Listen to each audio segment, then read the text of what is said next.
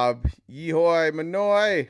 I think I got that right again. Blue Dot, welcome. Debbie, Sassy Sasquatch, Charles. Good morning, everyone.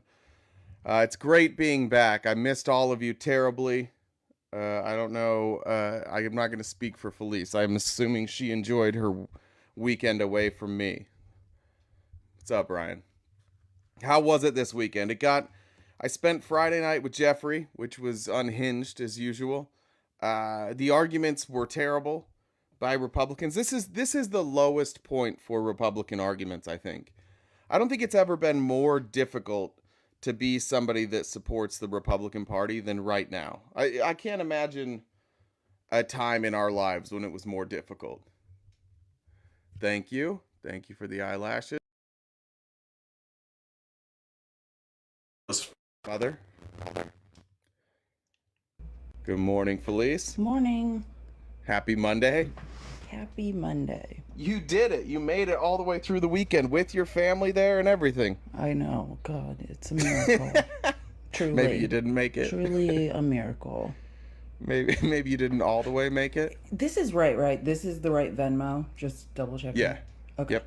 Well, the thing is I've said this before, it's the reason I was a teacher. I love children. Like, I'm really great with children. So it's this, like, really weird double-edged sword. I love my nieces and nephews, and they're a perfect distraction, you know? It keeps me from having to talk to my sister. But, like, when they are saying things, like, these kids, you know, the oldest one is 10, and when he's like, yeah, you can't trust NBC or MSNBC or CNBC. Like, he literally knows these acronyms and is like, you just can't trust anything they say. And I'm like, why would you have that idea?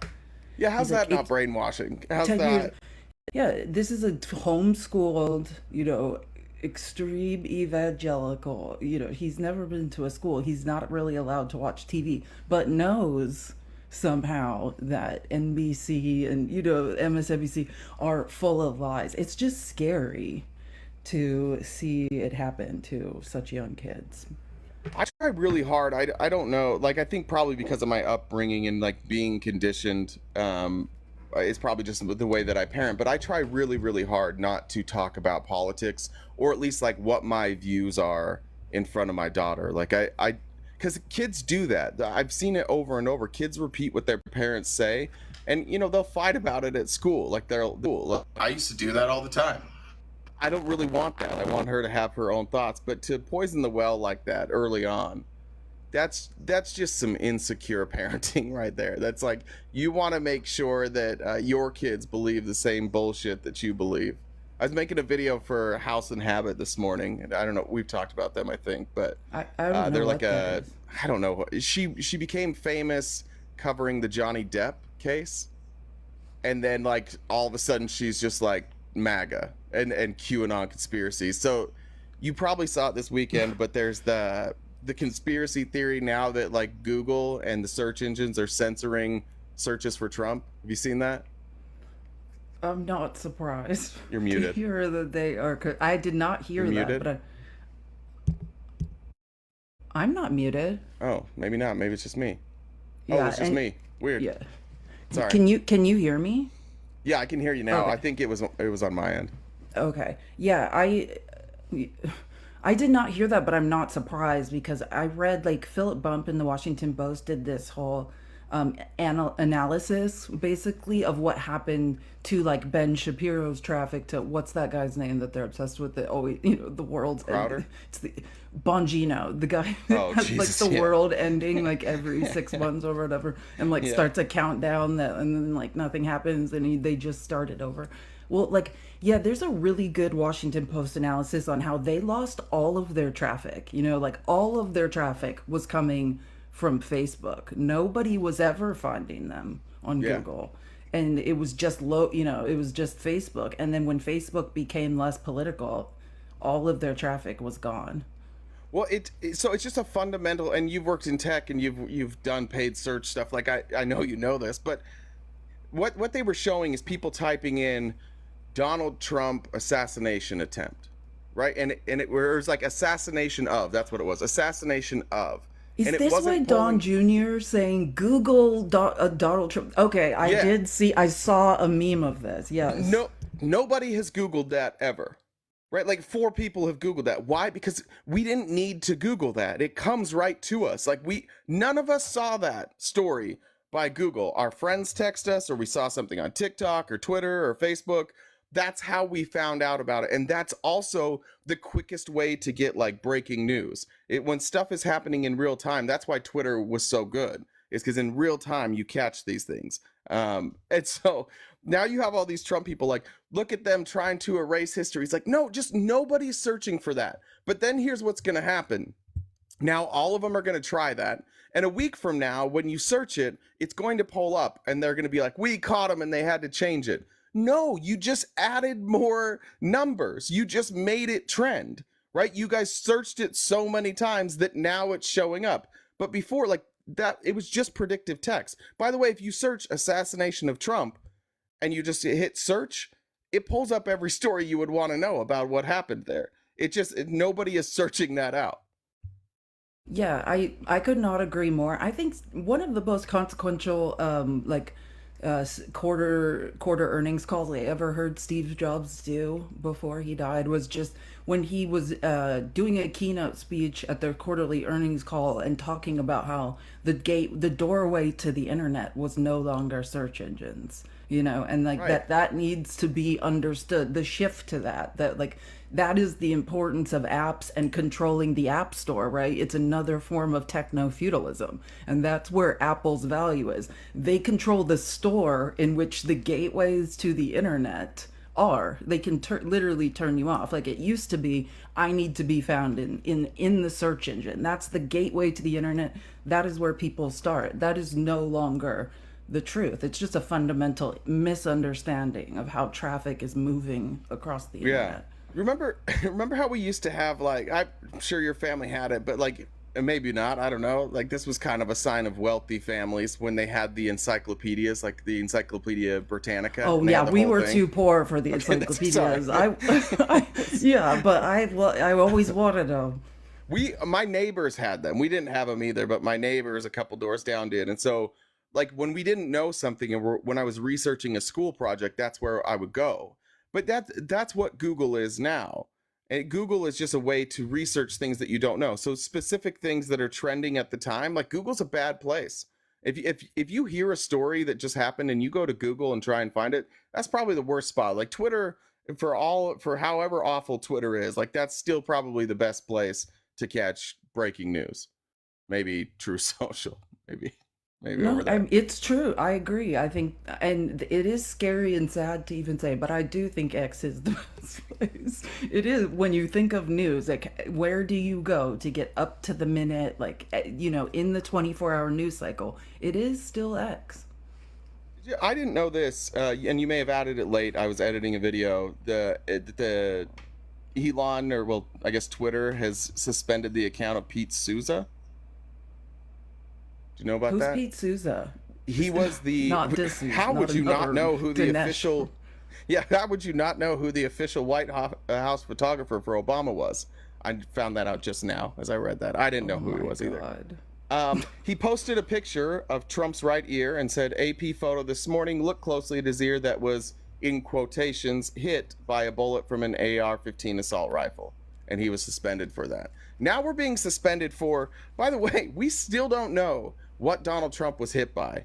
And this is one of those weird conspiracies that, like, the longer it goes on, the more suspicious it gets, because it would be very simple to just have the doctors who treated him write a letter instead of a guy that's not your doctor anymore, that lost his license, that was demoted in the military, that told the American Did you people see you that were video? 210 pounds. Yeah, like that's Oh, that guy, you're talking Ronnie. about what's his name? Yeah, Not Ronnie. Ronnie What's the other Jackson, name?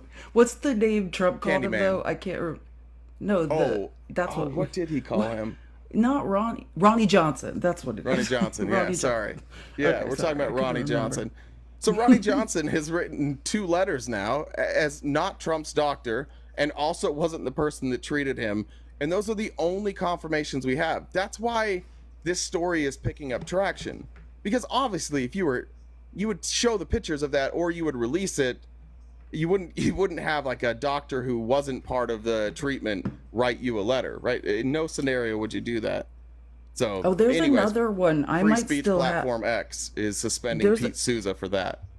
There's another really funny one. Like it's I can't remember how the guy's related. It's another doctor, like maybe another White House doctor or something that literally gave Trump posted it to his own True Social, and it's like 6 minutes and 30 seconds of this guy just randomly speculating, and then at the end he's like, "Oh, of course I haven't seen any of the medical reports, nor have I talked to Trump about this." And Trump posted it and is like, "Yep, they're spot on." I just this is the update on that, as far as I know, is this weekend, right? Because of what Christopher Wray said in that hearing, Trump was very angry about that, about him saying we're not sure if shrapnel hit him or or a bullet. Right. And so then I don't know if you saw this. The FBI came out and was like, not apologize, but did say, okay, like our findings are that it was a bullet or a piece of a bullet. And you can like Google this, and Trump was talking about it in his speech. But the reason I think they're saying a piece of a bullet and it makes more sense is there are these guys, I'm pretty sure they're Republicans. I should have saved it, and maybe I'll go looking for it tonight, but they're like on X, and they're like mythbuster type folks, like gun experts, the types. And they were recreating the whole July 13th thing. And I think the reason that people are trying to get clarity is because like their findings were, if it was a whole bullet that grazed his ear, his ear would be more damaged. It would be gone. Not gone, but like there would be a chunk out of it. And that's why I think there's the differentiation with the FBI saying we're not sure if it's a piece, like a smaller piece, how would it be or a piece? full. Do you know? I don't know, but I think based on what I saw of this MythBusters thing, it was actually fascinating because you could tell these people are experts, on what they're talking about, and they were just saying like his ear would have sustained so much more damage. But yeah, all I know, let me find an article, is the FBI did come out and correct themselves and say it's either a bullet or a piece of a bullet. But I don't know if they didn't give any new information about it.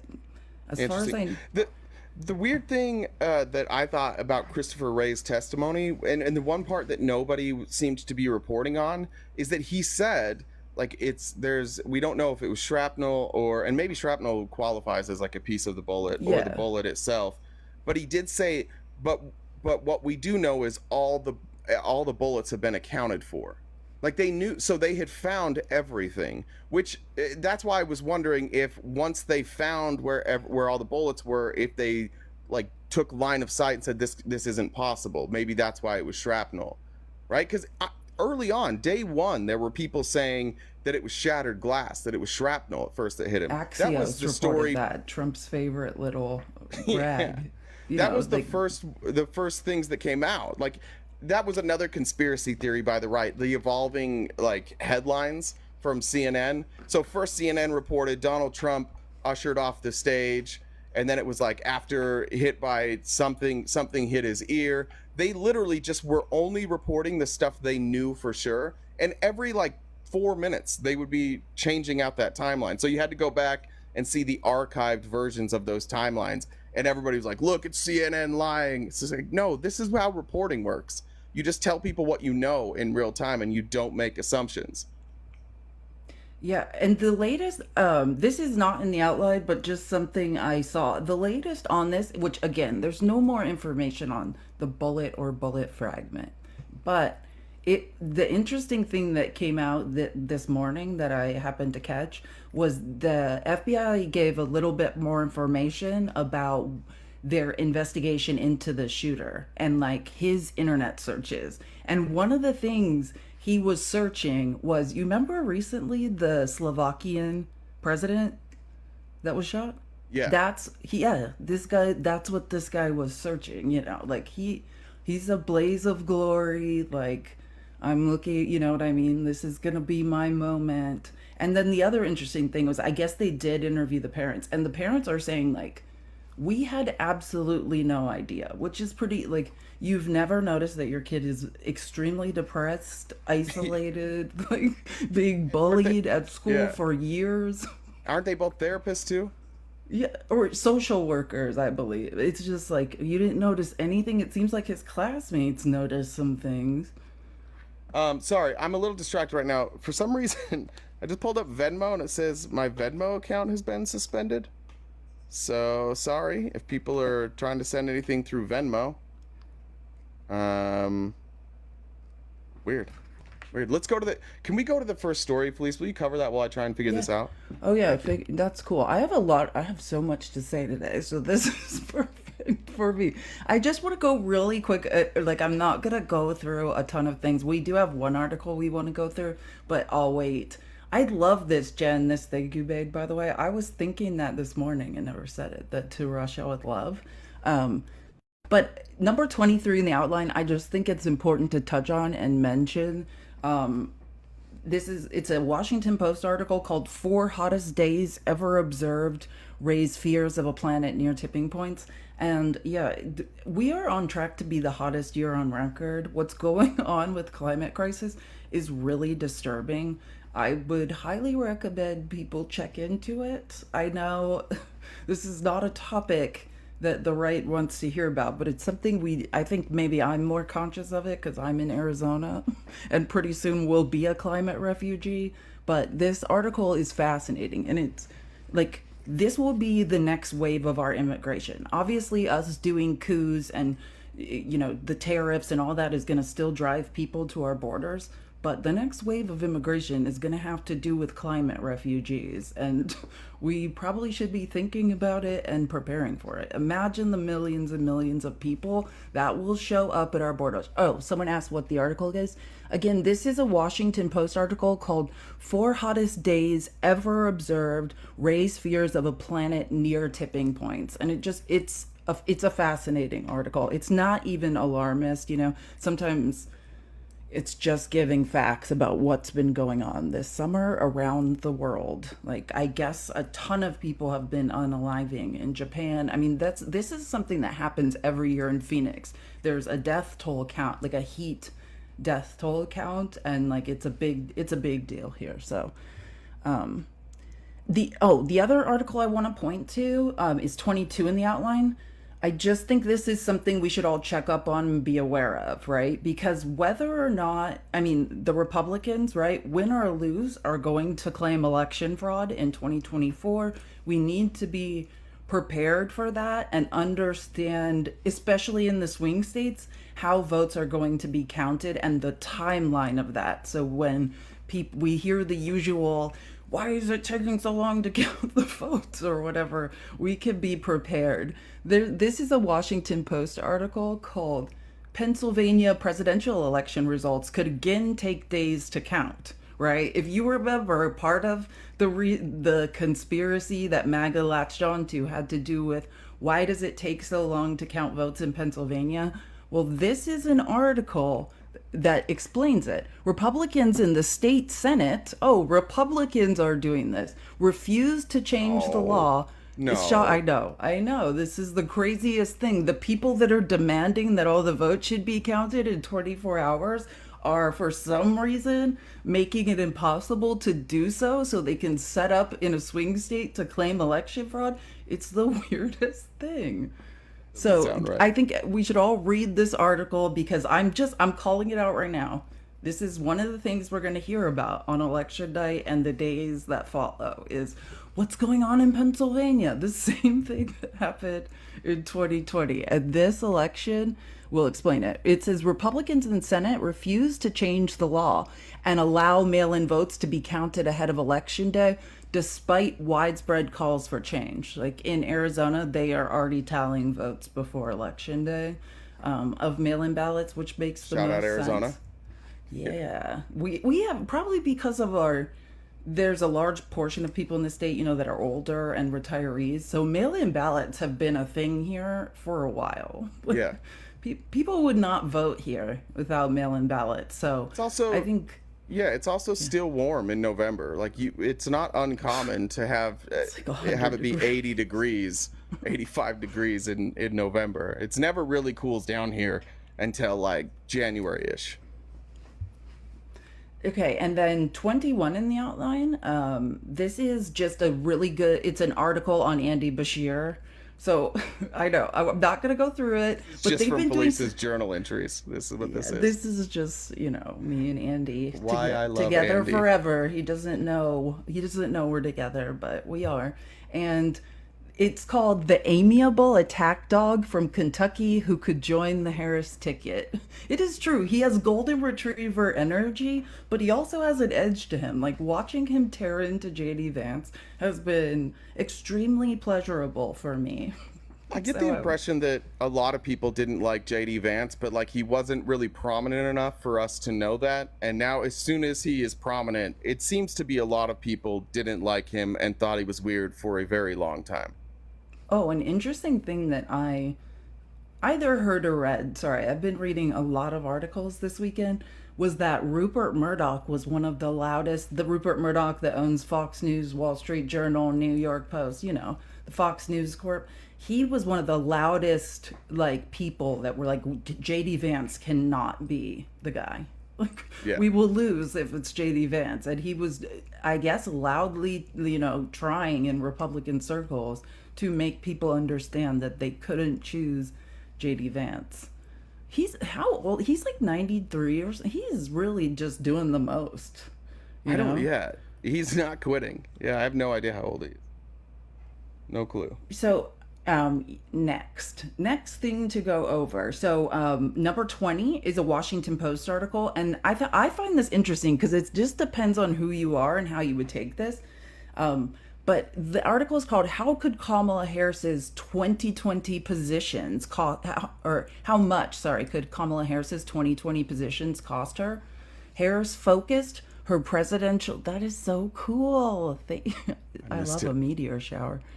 Harris focused her presidential primary campaign on appealing to the left. Here's a look at how her comments on the Green New Deal, fracking, and defunding the police could play, right? So, this article is kind of presenting hey, in 2020, she was trying to be in the primary left of Joe Biden, right? Yeah. And that's what Joe Biden said, that he realized, the vice president should be everything he's not, and that's why he chose Kamala, even though they were in opposition to each other on a lot of things. She was the first senator to back up Bernie Sanders on Medicare for all. She wanted to ban fracking, which she's changed her position on that, but she was alongside Bernie Sanders in terms of trying exposing the dangers to the environment on fracking.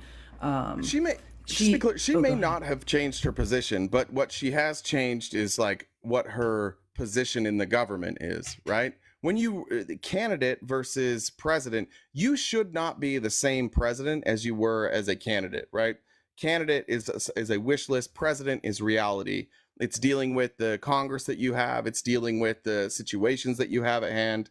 And you can still be anti-fracking like Vice President Harris and say like, yeah, but I'm not going to win this battle. So Oh no, I totally agree. And I think that we should probably do a better job on this show of distinguishing that. Like, I am for all intents and purposes, a Marxist, but a real Marxist who understands what Marxism is. It's focused on labor and the rights of labor and also how distribution of goods and services that does not involve money, right? Like, those yeah, are things I'm extremely passionate about, Marxist economies. But like, I'm a person who recognizes that the pathway forward is in the middle and it's through compromise. Like, my beliefs, my far left beliefs are not necessarily what I bring to the table and or advocate for, because what I recognize that we have to do to affect change is compromise. And I yeah. think you see AOC doing that. Like, she's a great example of that. Well, that's the thing. Like all of these political ideologies or economic ideologies, they are just that. Like they're in a perfect world, but we will never live in a perfect world. And so those like Marxism isn't going to work, not because it can't work, but because nobody will ever be all on board. Like we won't have everybody on board with Marxism. People will still want to have capital, or people will still want to have property. People will still be greedy. Like it won't happen. But that's the thing. Like you set your principles there, and then you take what principles you can and inject them into the environment that you're in. As long as those principles make it better for people, then who cares? Who cares where those principles come from? I totally agree. I also think we just need to get away from labels in general. Like you said, the best way forward for all of us is by looking at each individual thing and combining a system of capitalism, of socialism, to make a mixed economy that works in the United States and everybody is represented in it. And like I'm very passionate about that. Like the only answer is not just to scream from the lunatic fringes that Right. the only way is their way, because it will never get anywhere moving forward.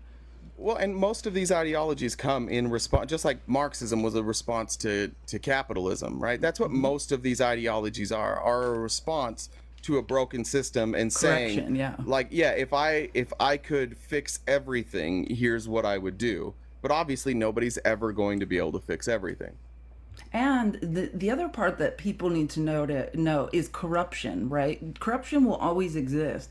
It's the same thing you saw with MAGA and you see with like BLM. If I believe there's an FBI report that's really interesting on domestic terrorism, and one thing it talks about is how all of these groups, no matter how idealistic they start out, no matter how much they're positive and want to affect change, within a year they will be corrupted, right, by bad actors. So Right. corruption is always going to exist, and we always have to endeavor to fight it and figure out a system of checks and balances in which to do that. Let me read some comments and just give you an update. I will not be able to get the Venmo account reinstated. I have no idea why. I'm just assuming it's suspended because it looks fishy because we take donations. Should we use Um, mine?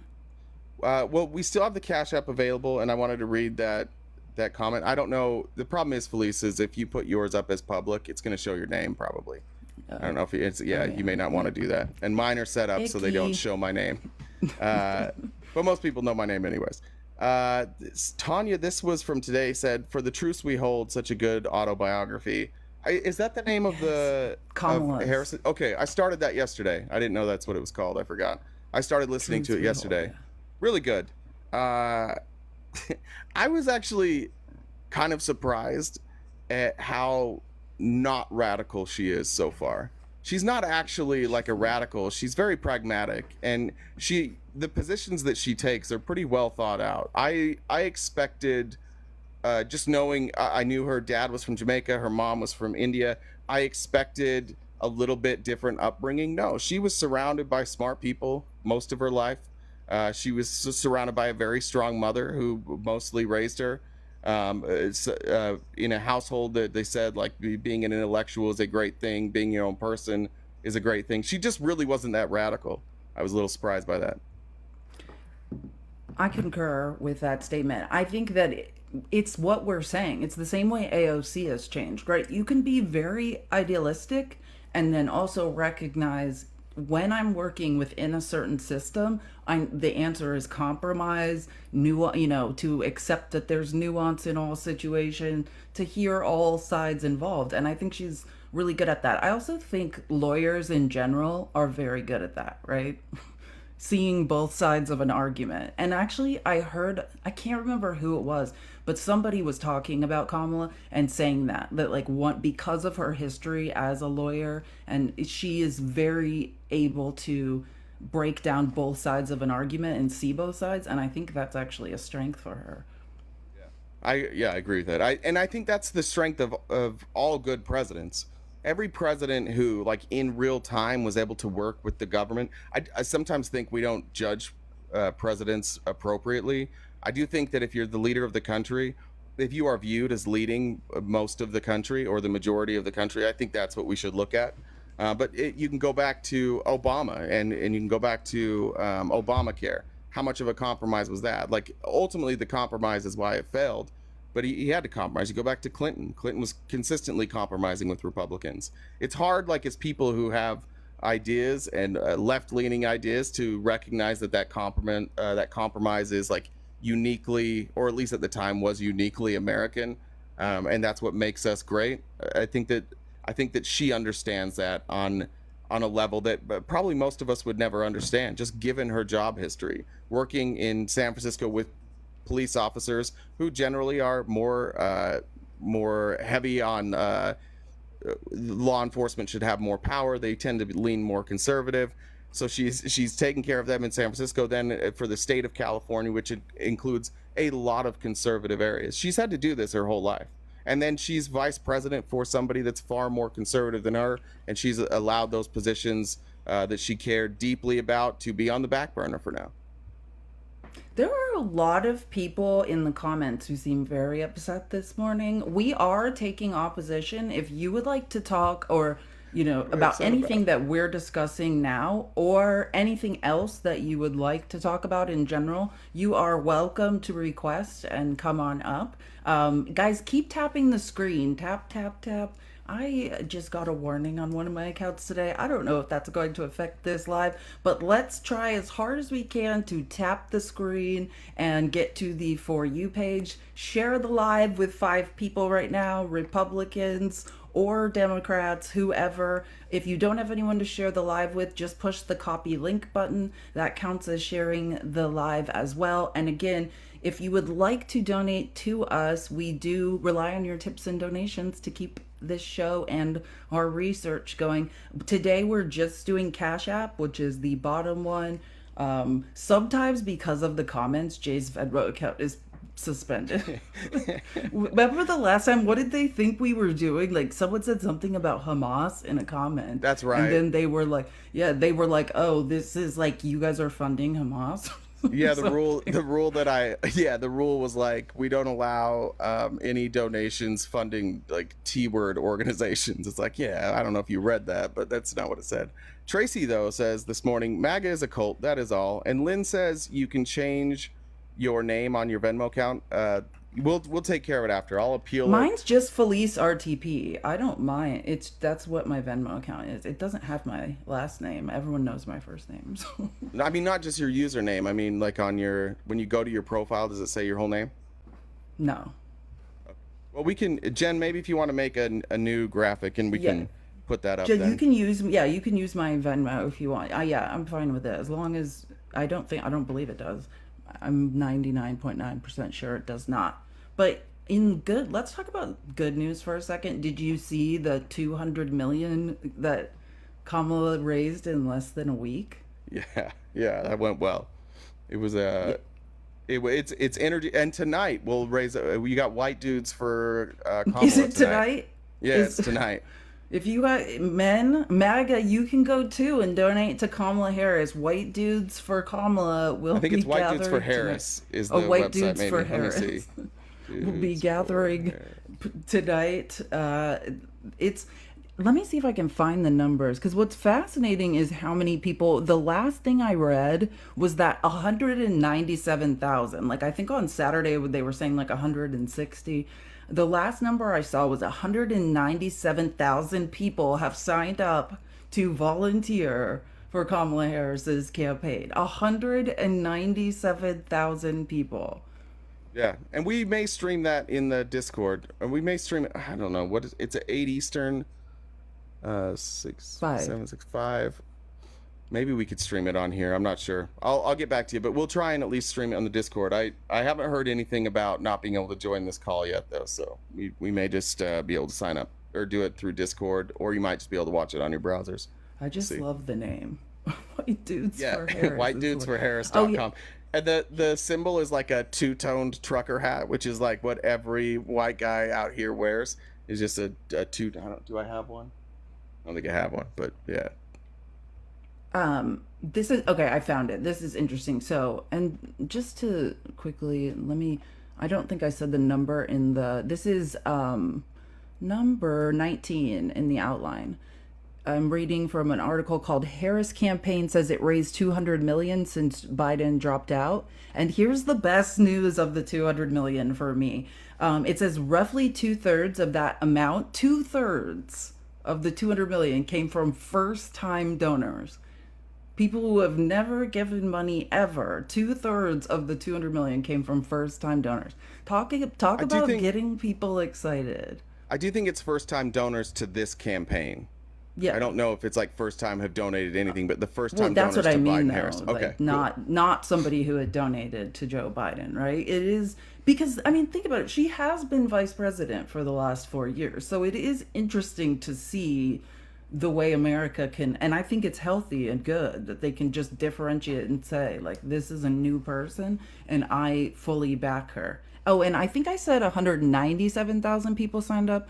I'm in this article, which was written I think this morning or yesterday or late yesterday. It says 170,000 new volunteers. So let's go with that number um, since it's probably more accurate than whatever I'm talking about. And if you guys That's don't know, pretty. did you? That's a wild stat, Sorry. though. The 1 week total is more than Biden brought in Q1, which, like, Q1's not a Yes. huge fundraising time, but, like, that's when you expect to see an uptick in the first quarter of an election year. But in 1 week, they brought in more than Biden brought in the whole first quarter. And like, this is the time when more money comes in. We get that. But it's showing that the difference between the two campaigns. While our campaign on this side is busy making phone calls, donating, people are ordering their signs, people are coalescing around the candidate. We got more campaign volunteers than ever before. While that's what we're doing, the other side is talking about why we're not mad. That's all they want. They just don't understand why we're not upset.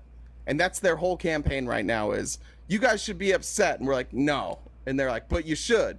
And that's their whole campaign. Because there's nothing to run on. We've been saying it for a long time. Like, this campaign was run on lies and Joe Biden is old. And now when you don't have the Joe Biden is old through line, the lies are a lot more obvious. And so they can't really do that. So they just have to say, like, oh, the Democrats are evil. They're subverting democracy. You see anybody mad on our side? Who's the prominent Democrat who is upset that nobody has challenged Vice President Harris yet? Do you know of any? I don't know of any. No, no, Unless you and count RFK, in which case, in which who case cares? we absolutely do not. So- Somebody said RFK in there. Yeah, no, it's RFK's true. busy trying to sell his endorsement to Trump right now, so he's got other He's things yeah, to it's worry any about. day too. How long do you think he'll last before he announces he's like vaccine czar Yeah. of of, Tr- of Trump's camp? You know what I mean? It's gonna be something like that. It's gonna be something absolutely ridiculous. Oh, and to your point, by the way, because this is something that is so impressive to me, and it just shows like that this guy's about his business. Like everyone knows, I love Dark Brandon. I like Joe Biden because number one, he can admit he's wrong. He looks at data and analyzes it, and then changes positions when he realizes he's wrong. And this morning, right? I don't know if everyone understands what's going on, but this morning, Joe Biden is a fucking hero. He has an op-ed in the Washington Post that just came out that everybody needs to read. We can put articles 1 and 2 in the Discord. This opinion piece that Joe Biden wrote, basically what has happened is he's come out and said what his positions are on the Supreme Court, and it's even better than I expected. Like what Joe Biden wants to do essentially, he does want term limits, he does want an enforceable ethics codes, but he wants an amendment to the Constitution limiting right presidential power. That's essentially, this is such a well-written article too. I would be really interested to know if he wrote this himself because it's motivational. Everybody should read this article. I think from what I understand, he wrote it himself, and then they just took out all the times he said "look" and "come on." Come And on, he just guys, yeah, or come on, guys, or whatever. And look, he just took those parts out. It reads a lot better when not every fifth word is "look." It does read better. It starts out, so I think it's worth going through some of this. I love how at the beginning they wrote, the writer is the President of the United States. This nation was founded on a simple yet profound principle. No one is above the law. Not the President of the United States, not a justice on the Supreme Court of the United States, no one. But the Supreme Court's 6-3 decision on July 1 to grant presidents broad immunity from prosecution for crimes they commit in office means there are virtually no limits on what a president can do. The only limits will be those that are self-imposed by the person occupying the Oval Office. If a future president incites a violent mob to storm the Capitol and stop the peaceful transfer of power, like we saw on January 6, 2021, there may be no legal consequences, and that's only the beginning, right? And then he goes into like his defense of Roe v. Wade, and then talks about what the reality is, what Snyder versus the United States did, right? Made it okay now for officials to accept gratuities, right? Yeah. As long as you're bribed after the fact, it's legal and fine. Jumar, it's Jumar's birthday. So Jumar, if you're here, thank you for the donation and Happy happy birthday. birthday. You're sending us a donation on your birthday? How kind is know. that? Thanks, Jamar. You're Happy the birthday. I best. hope it's wonderful. I hope you get everything you wanted, and I hope you don't have to work today. Oh, for like he says this, for example, undisclosed gifts to justices from individuals with interests in cases before the court.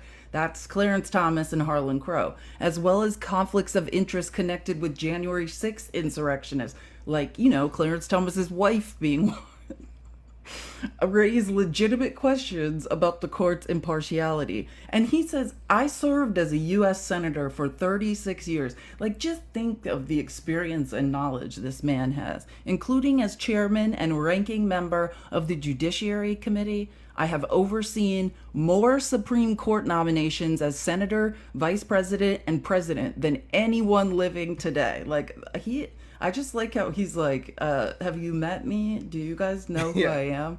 Like, I'm I love a it. trillion, and I've been here forever. I know what I'm talking about. It's fair. He's like, I have great respect for our institutions and the separation of powers. What is happening now is not normal, and it undermines the public's confidence in the court's decisions, including those impacting personal freedom. We now stand in a breach. Like, I would love to see him give this as a speech, because I don't know, I'm not a big op-ed person. I don't read a lot of them, but this one just gives me chills. Now listen, then he starts laying out what he's calling for, and it's amazing. He says, first, I am calling for a constitutional amendment called, I love this, No One is Above the Law Amendment. It would make, isn't that awesome? It would make It was clear. called the No One is Above the Law, including you, bitch, amendment, but they had to take that part off And because then everybody Trump knew who in they were talking about. parentheses. Yeah, we knew who we were talking about. It's called the No One is Above the Law Amendment. It would make clear that there is no immunity for crimes a former president committed while in office. And he says it's true because this is they all, the originalists, the textualists, they always love to refer to the, God, I can't even remember what they're called now, to the Federalist paper. What are they called? But Federalist Papers? Yeah. Yeah. Is that okay? I got it right. Yeah. Yeah. It would make clear that there's no immunity for crimes a former president committed while in office. I share our founders' belief that the presidential powers is limited, not absolute, which is said in the Federalist Papers, right? We are a nation of laws, not of kings or dictators. Second, we have term limits for presidents for nearly 75 years. We should have the same for Supreme Court justices. The United States is the only major constitutional democracy that gives lifetime seats to its high court. Term limits would help ensure that the court's membership changes with some regularity. That would make timing for court nominations more predictable and less arbitrary. The other thing that actually, Nemo brought this up to me like a while ago, but I thought it was actually really interesting. Like, with once we if we do have reasonable term limits, and let's say they're like 16 years or whatever it Yeah. is, right? People will stop picking people just because of their age. Like right now, the That's what I advantage was just gonna say. yeah, Yeah, the like advantage is to choose someone yeah. as young as possible. Like, so experience, expertise be damned. Just get someone super young who you know will be there for as long as possible, that will carry water for you. And we And don't that's want not that. look, this goes both ways, right? We're in an election where we feel like we're going to win the House, keep the Senate and the presidency. Maybe we're right, maybe we're wrong. But even in that moment, we should be able to say if there's term limits for these judges, and I'm fine, give them. I was thinking about this weekend when I don't know, maybe I was high, I can't remember. But I was thinking about the way we incentivize our people in Congress. Like, even if you want to give these people a luxurious retirement and pay them a lot of money, I'm fine with that. If we had a way to take the politics out of it, then we could have the best judges in the land. We could pay them well. And this is the way.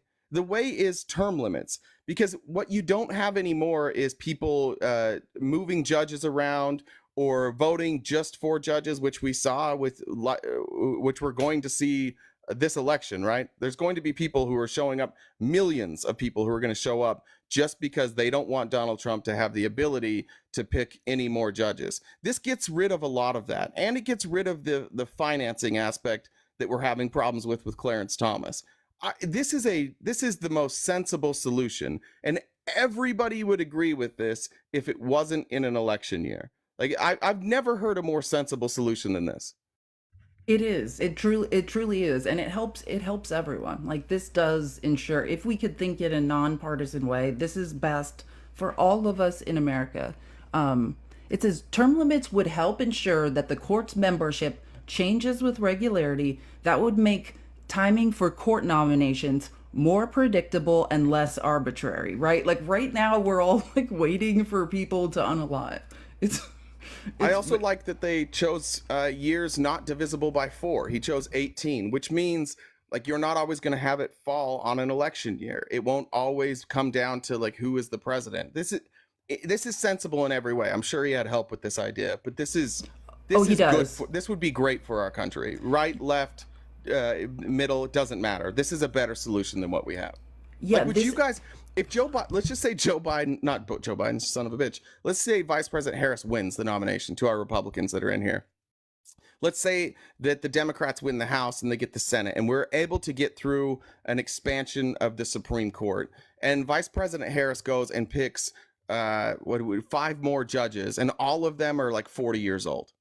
You've just guaranteed us the Supreme Court for 40 years. Do you want that? Probably not, right? So think of your worst case scenario. Would this be better? What if whoever they appointed was only going to be there for 18 years? And what if we put a term, said all the people that are in the Supreme Court now, they also have to cut off at 18 years, right? We'd be replacing people far more often. This would be a better system. I think Republicans, Democrats, we should be able to agree on this. This is the best system. Yeah, it says it would reduce the chance that any single presidency, right? Like any single presidency radically alters the makeup of the court for generations to come. I support a system in which the president would appoint a justice every 2 years to spend 18 years in active service on the Supreme Court. I love this because it just shows like how clear his and simple like his plan and thinking is. And also, what's his name? Ro Khanna has a really good like an amendment that he wrote at some point, like a couple years ago or something, to about the Supreme Court and doing things like term limits. So if anyone wants to read more into that bill, that amendment, it's good. Third, so now we're on third, right?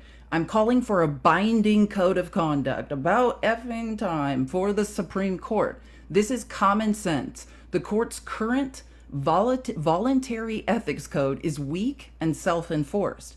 Justices should be required to disclose gifts, refrain from public political activity, and recuse themselves from cases in which they or their spouses have financial or other conflicts of interest. Every other federal judge, literally every other federal judge, is bound by an enforceable code of conduct, and there was no reason for the Supreme Court to be exempt. All of these three reforms are supported by a majority of Americans, as well as conservative and liberal constitutional scholars. And this is where he got this from. So, and there's a link to it. And I want to thank the bipartisan Presidential Commission on the Supreme Court of the United States, right? He put a commission together to put together a report on Supreme Court reforms for its insightful analysis, which informed some of these proposals. We can and must prevent the abuse of presidential power. We can and must restore the public's faith in the Supreme Court. We can and must strengthen the guardrails of democracy.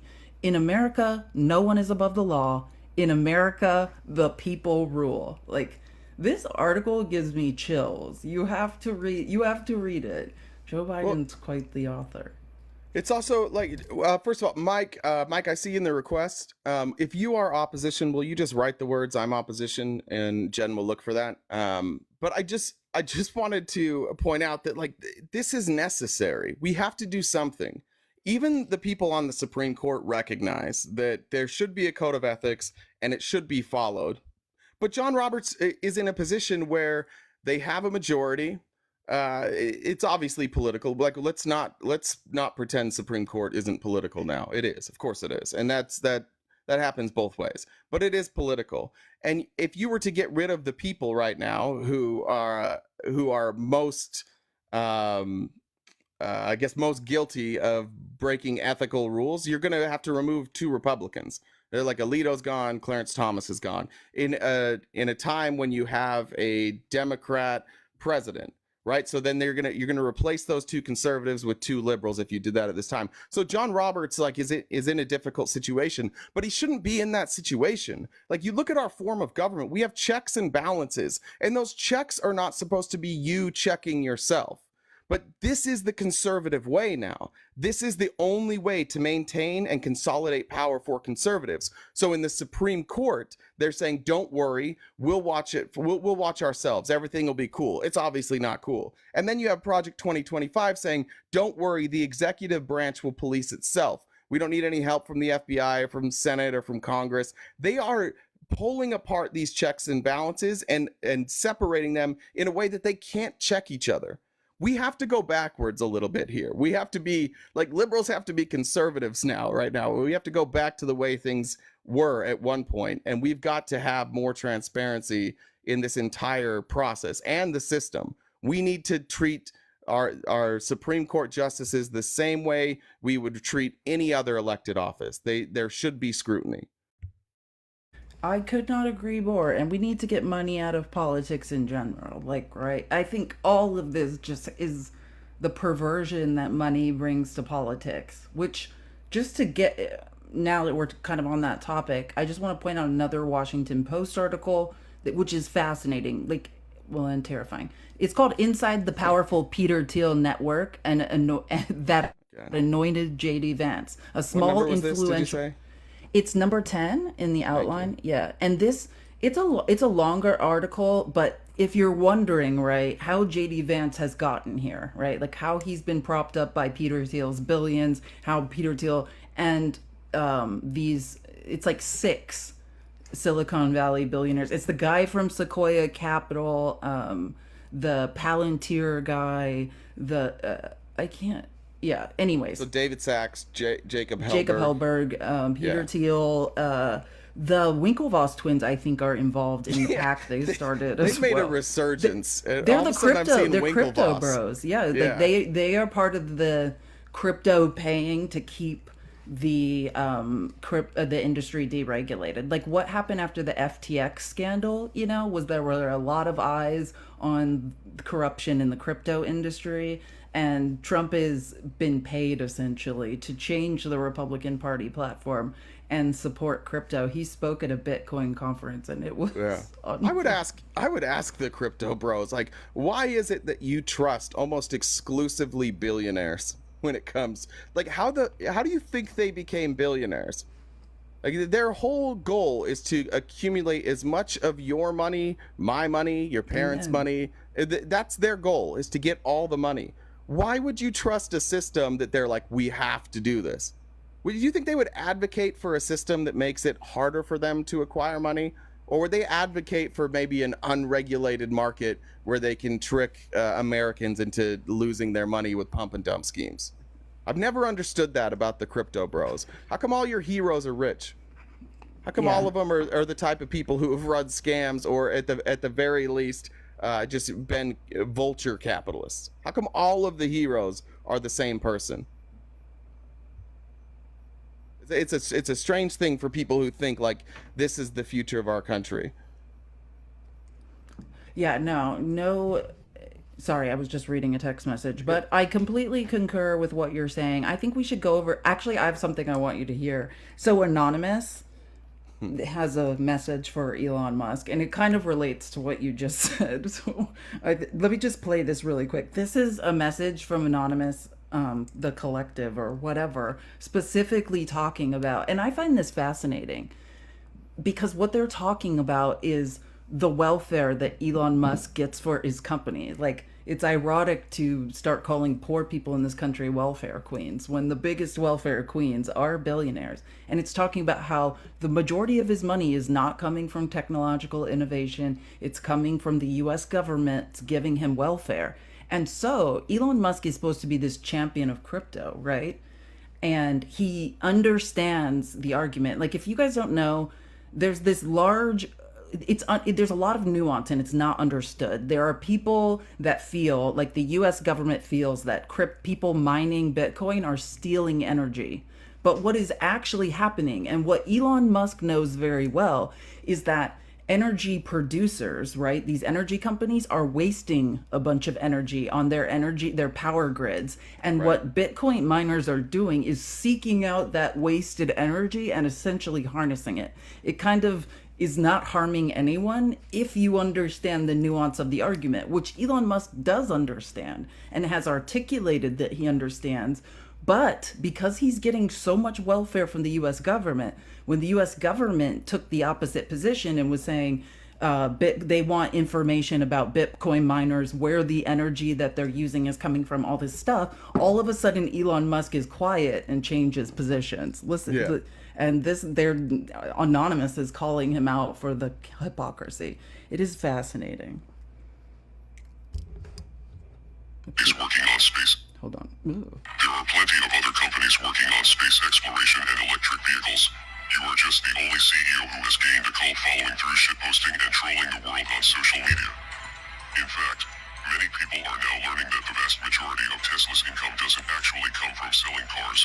It comes from government subsidies, selling carbon tax credits for your innovation with clean energy. This technically isn't your innovation though, because you aren't actually the founder of Tesla. You simply purchased the company from two people much more intelligent than you are, Martin Everhart and Mark Tarpenning. Tesla has also made more money holding Bitcoin for a few months than they did in years of selling cars. It is also more than likely that this Bitcoin was purchased with money from these government subsidies.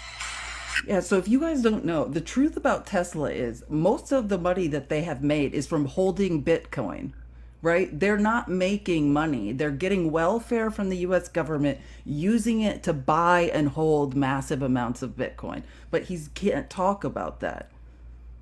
It is now widely believed that you have been forced to denounce your company's involvement with Bitcoin in order to keep that green government money flowing into Tesla's coffers.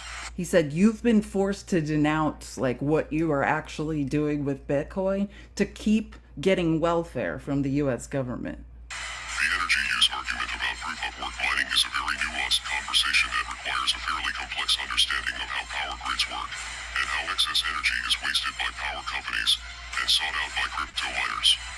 This is a conversation that you have been having for over a year and were intimately aware of, but as soon as your main source of income was threatened, you pretended to be clueless in an attempt to play both sides of the fence. Then, your move to create a Bitcoin miner council was rightly seen as an attempt to centralize the industry and take it under your control. Reading from the comments on your Twitter posts, it seems that the games you have played with the crypto markets have destroyed lives. Millions of retail investors. And this guy, whoever made this video, is now showing all of these comments on X, on Elon Musk's X, of people saying, because of you, like, I lost my life savings. Like, Yeah. For anybody, somebody said, can you please explain Bitcoin? I don't know how many people here don't know what Bitcoin is, it's essentially like it. How would I if I'm going to explain it to somebody who doesn't know? It's a coin. It's not a physical coin. It's like a collectible that you own online. You can buy shares of it, or you can buy a whole Bitcoin. I think Bitcoin right now, if you want a whole Bitcoin, $66,907.46 looks like the current price there. If this chart is correct. To mine a Bitcoin? No, that's the cost if you want to buy a Bitcoin. damn. I think it's at 60. If this is correct, I have no idea if that's correct or not.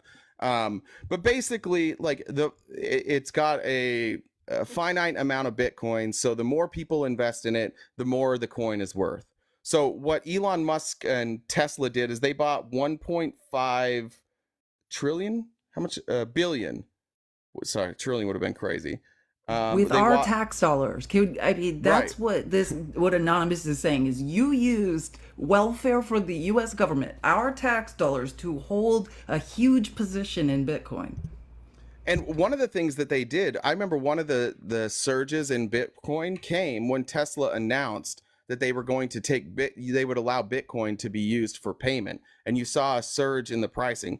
And so Elon Musk has a financial incentive to keep hyping Bitcoin, to keep hyping cryptocurrencies. He's also in Doge. I don't know how much. I don't know if Tesla owns Doge or not. Did you see? I'm not sure, but I'll Okay. look. But in one quarter, like in one quarter alone, I'm seeing like $250 million in revenue, and that's what they're saying here is that they've taken government money, they've invested it in Bitcoin, and then they prop up Bitcoin and they try and push the value of Bitcoin, all the while saying Tesla's this amazing company. We're doing so well because our cars are so great. And we're making all of this money because of Tesla. But no, it's not. They're making most of their money through the government and then taking that money and investing in things outside of Tesla. It looks like Tesla. I don't know if these are later. This is from Tesla support. What cryptocurrency does Tesla accept? Tesla only accepts Dogecoin. I don't know when this is from. This is from May 8th, 2024. Over 5 years later, Musk's support for Doge has continued, with Tesla recently enabling Doge payments on merchandise. Don't miss if you invested $100 in Doge when Elon Musk first tweeted in 2019. Here's how much you have today. So I guess he is simply doing the same thing or something similar with Dogecoin. Very interesting. So they also hold Dogecoin. I'm reading this now. Yeah. Elon Musk said this on a Q2 investors call in what year is this? In 2022. Oh, So yeah. they also hold Dogecoin, which And he's manipulating yeah. the value because Manipulates the shit Dogecoin, out of it. yeah, Dogecoin skyrockets after Tesla adds Dogecoin as payment. So he's not just holding. Okay, so I was a thinking huge, of Doge, not Bitcoin. Okay. yeah, he's not Yeah. just holding it. He's manipulating the value of it. Currency manipulation. That's crazy. And somebody in the chat said, "Is it illegal?" Like, I don't know. Maybe not. But is it ethical? And should this be allowed to happen? That's the real question we should be asking. Like, should somebody be able to take money, subsidy money from the government, invest it in a shit coin like Doge, and then make money off of that? Should that be allowed? I would say probably not. I think that that's bad. I could not agree. I mean, it's definitely questionable. I think that is why billionaires associated with the crypto industry are lobbying Trump so hard. It's to avoid regulation, right? Because, like you said, it's ethically, of course, he's taking our tax dollars, holding huge positions in crypto coins, and then manipulating the value of them through using his companies to establish partnerships with them. I mean, you tell me if he was doing that with the US dollar, if that would be wrong or not. Well, this is what happened to him and his brother at Solar City. So same thing, they were getting government subsidies and then they were like reinvesting that money in other arms of the business or other projects. And then the subsidies changed. And you saw that big solar companies like Vivint, Sunrun, they were all able to adjust and change their margins and continue on, but Solar City couldn't. And Solar City couldn't because they built their company on the basis that these subsidies would keep going in the way that they were going. So they were overpaying their salespeople. By the way, I'm pretty sure older millennial was an employee of Solar City. By the way, if anybody ever wants to give him shit, I was sent his LinkedIn resume. He's been a door-to-door salesman his whole life, and now he's like a manager of a door-to-door sales company that sells solar. Just so you guys know, that's what he's been doing. Well, But that's what happened I to knew solar. someone that worked in sales at Solar City. She was Great money. Yeah, I was gonna say it's good money. Yeah, but just if you, not that there's a problem. I have lots of I worked in door-to-door sales. I have good friends that work in door-to-door sales and sell solar, and they make great money. But just don't let him lie and pretend that that's not what he does. I thought he was saying that he did like negotiations. Do you remember this during when you were debating him? And he's like, and you kept being like, you're good in sales. Like, that's the thing. You don't have to be smart. You just can, you're just good at convincing people. And he's like, I'm not in sales. Like, do you remember that? He's like basically implying, like what he was implying to me, which is something a lot of people who were in the military do, like kind of parlayed his experience in the military into like a negotiation role in the private sector, which apparently is not true. Yeah, and I don't want to dox. Again, somebody sent me where he works. That's not what he does. We'll just he doesn't do that. He's not an international negotiator. He certainly is not that. They're not even really an international company outside of like where they get their solar equipment. That's really interesting. Okay. And just to go along this line that we're talking about with crypto, number 15 in the outline under articles, it's called Crypto Fanatics Flock to Trump, hoping to make Bitcoin great again. There were all these make Bitcoin great again hats when he was speaking at this Bitcoin conference. Once an avowed skeptic, Trump on Saturday Like the best plans it's to ever rally. been. Yeah, well, Isn't here's some Bitcoin at interesting. all-time highs right now? Yeah, I was gonna say, like, here's some interesting things. Like, I mean, it was doom and gloom. Like, it's so interesting to see a malignant narcissist change who they are depending on their audience. Because Friday, Trump is speaking at Charlie Kirk's The Believers Summit. And he's like, oh, Christians, I love you, Christians. Just vote this one last time, then we're gonna fix everything so you don't have to vote again, Christians. And then, like, completely different person at the Bitcoin conference the next day. And it was more like his angle was, if I'm the only thing in between you and the SEC. Like, he said he was going to fire, what's his name? His name's Glenn something. He's like one of the commissioners of the SEC, which the president can't fire. You cannot fire commissioners of the SEC. But he said he was going to fire him. And he basically says, if I am not elected, all of your lives are over. Like, this was the message. All of your lives, all of your accumulated wealth is gone. And you could tell that he knew he was talking, to a large swath of those libertarians that he went up against at the Libertarian Convention. Because again, it came out, and people don't know who that guy is. But, I know because I worked in the tech industry. He again promised to free Ross Ulbricht, the Dread Pirate Roberts. Yeah. The guy who is responsible for Silk Road. You like that, right? Didn't we disagree on whether or not he should be released? Listen, he is. I'm not saying what he did is right. I'm saying there are many billionaires in this country who have sold drugs and other substances to people like the Sackler family, Purdue Pharma. These are people that literally, you want to talk about fentanyl, they brought OxyContin into this country and distributed it to everyone, and nothing is happening to them. Like, Silk Road is essentially a deep on the dark web. It's just another techno feudalism situation. He created a marketplace, and the way the tech industry is set up, like when I started working in the tech industry, one of the biggest things they lobbied for and got was that if you set up a marketplace, if you set up anything on, you are not responsible for what people are doing in your marketplace. Does that make sense? So, yeah. But apparently it does not apply to him. So I'm just saying, I get it. He did a lot of things wrong, and he gave people ways in which to traffic a lot of illegal things. I'm just saying, there are a lot of billionaires in this country that have done the same things. Like, how did the Kennedys make all their money? Bootlegging. Yeah. Lobbying for prohibition and then bootlegging. I do think it's interesting that what the like the Trump argument. Well, actually, we have a guest. I'll cover that after, I guess. 80 Hawk. It's not loading though. Guys, if you would like to donate to us, this is our Cash App. We're just using Cash App today. 80 Hawk. You didn't load. If you want to come back up, you can. Shorty, are you up? Hoodie, you're here too. I see you, Hoodie. If you want to come up and talk, good morning. I was just going to say how silly it is that Donald Trump's up here advocating essentially for like we got to get government to stop collecting taxes. Like that's his. We're 35 or 36 trillion in debt now, and this is why I worry about Trump supporters and their understanding of our country. How the fuck can you look at this and say like 35 trillion in debt? What we need to do is not collect taxes. We need to figure out ways to collect less taxes.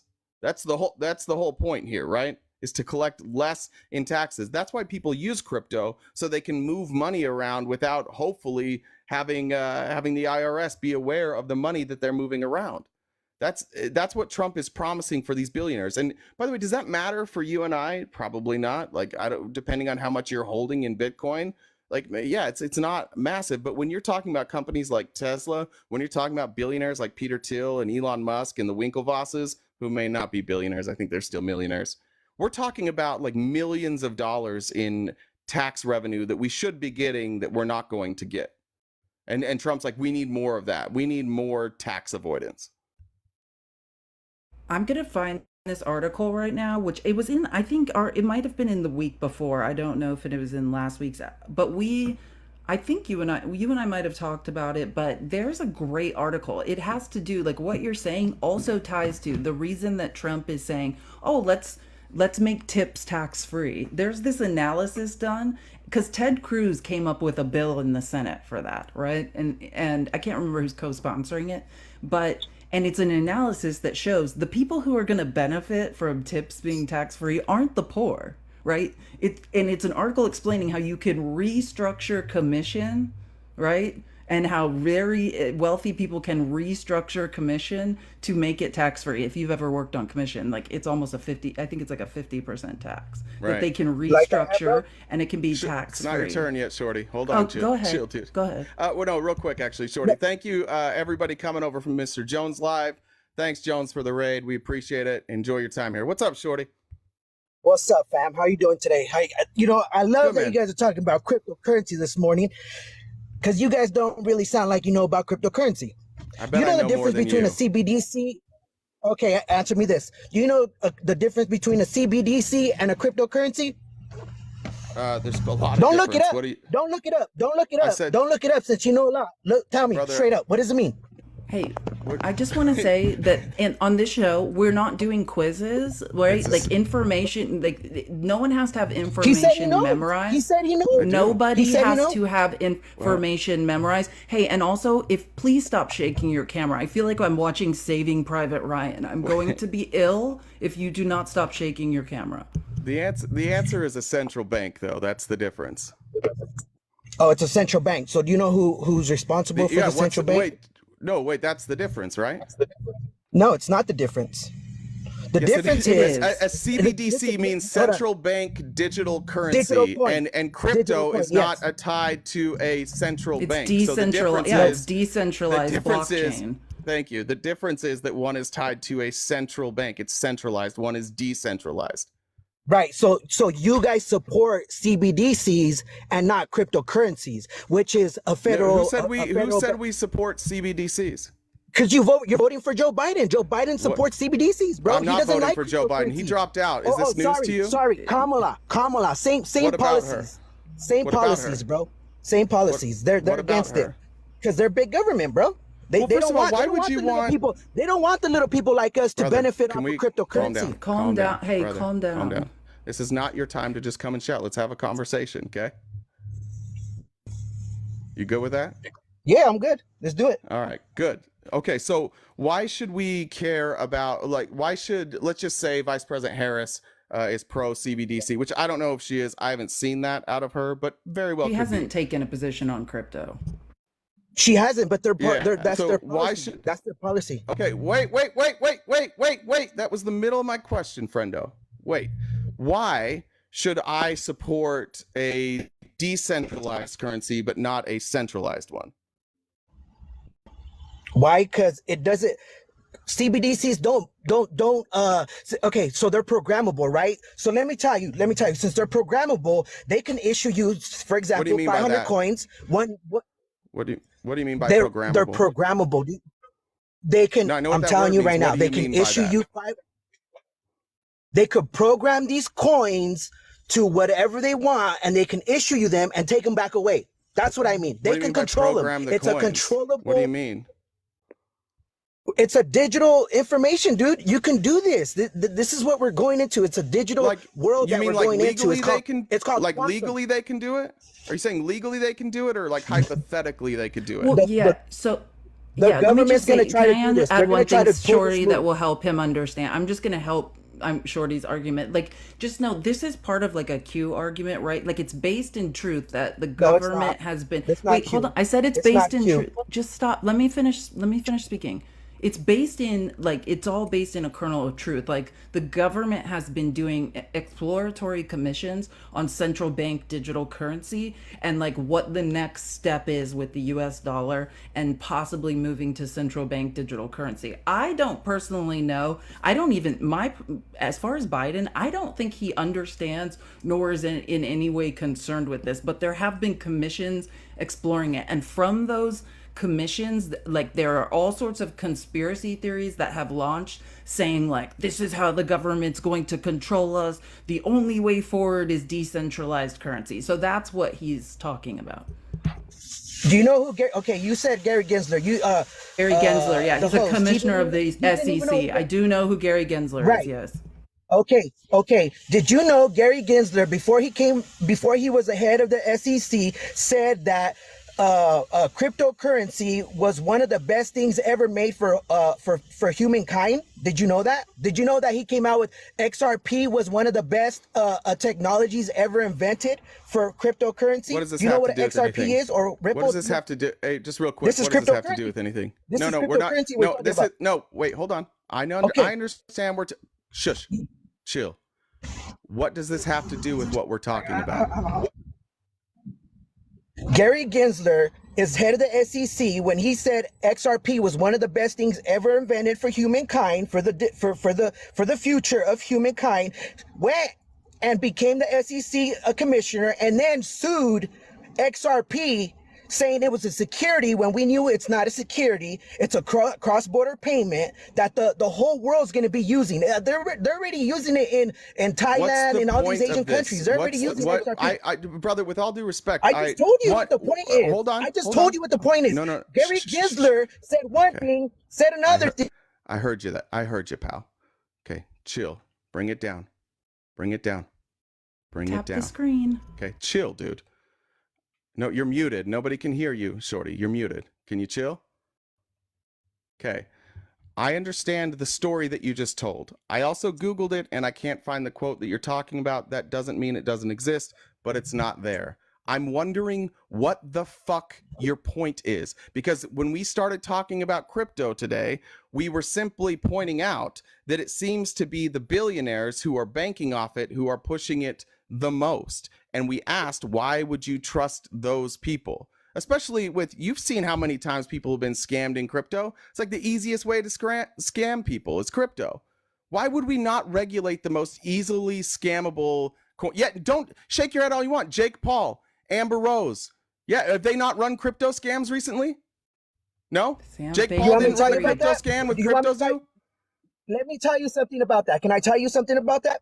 The government will scare you. Let me tell you. Can I talk now? The government will scare you to think that cryptocurrency is bad. Brother. Okay, let me tell you. Let me tell you. No, brother. No. You're not answering my question. Are people running scams using crypto all the time? The government is running scams to scare people to think cryptocurrency is bad. Did Jake Paul run a scam? Did Jake Paul run a scam, sir? You don't even let me talk, bro. Yeah, because you won't answer the question. Yeah, because you won't answer the question. I'm telling you. Answer the question. Did Jake Paul run a CryptoZoo scam and have to refund millions of dollars? He probably did. I didn't pay attention to those stupid cryptos because I know the cryptos. Did Amber Rose? I know the cryptos that I invest into. Did Amber Rose? I'm telling you, there's different. No, you're not answering the question. I don't know. You're just telling me what I'm your telling feelings you, are. I don't know. I'm telling you, I don't know. Type in crypto scam. Type in crypto scam anywhere, and tell me how many stories you can find. That's good. Of people pump and dumping like bullshit coins. That's good. Good. No, because I know what I'm Scamming investing into. I know what I'm investing into. The people the people that don't know what they're investing into, that's their fault. That's their fault. So they should know. They should be easily the government scammed. not going to tell you. Yeah. So you should be able That's to not my scam fault. people I in this haven't been country. scammed. If somebody I gets haven't been scammed, scammed. I understand that, but you're saying that basically, as long as you're not scammed, scams should be legal in this country. By the Scams happen every day. By the way, brother, you're wearing that hat claiming you weren't scammed. That's rich. I just want to point out you are the scam. Like it might as well say I got fucking scammed on your hat right there. And I was at January 6th, which you lied about. Yeah, you're very stupid. Yeah, no, I get it. Like you lied about Russia collusion. What did I lie about? You lied about COVID. Oh, we haven't even got to Russia collusion. No. That's a whole other thing that you're going to learn something today. Shorty, I've never met you, so it's nice to meet you. I just want to say, I just want to say, I think that what we need to do, I know that is talk about nuance, right? Because I'm with you. I think that there are good parts of crypto. I come from the tech industry, which is largely still unregulated. And I think there was a lot of benefit to that, especially as it grows, right? And I don't think every day people who want to be involved in crypto take high risks, which people in crypto understand, or understandably, if you're going to invest in crypto, you need to understand the chances that you are in fact being scammed, right? High risk, high reward, or lose it all, right? And I think that's exciting, right? That's gambling. That's the gambling, like. Yeah, it's very exciting for people. You have the bug. I could see it. You're very passionate about that. I don't think you should not be able to do that. However, we need to hold people that scam people out of their life savings, just like Bernie Madoff, and you're doing a Ponzi scheme, right? When people like Sam Bankman-Fried take billions of dollars from people, and I'm talking about, we all understand rich people lost a lot of money, but the average person that invested their retirement savings and is now gone, Sam Bankman-Fried needs to be held responsible for that. And I think we should not necessarily make it difficult for people like yourself in any way to invest and to risk, take risks if they want to in crypto. But we do need to prosecute people who are scamming people out of billions of dollars. We should.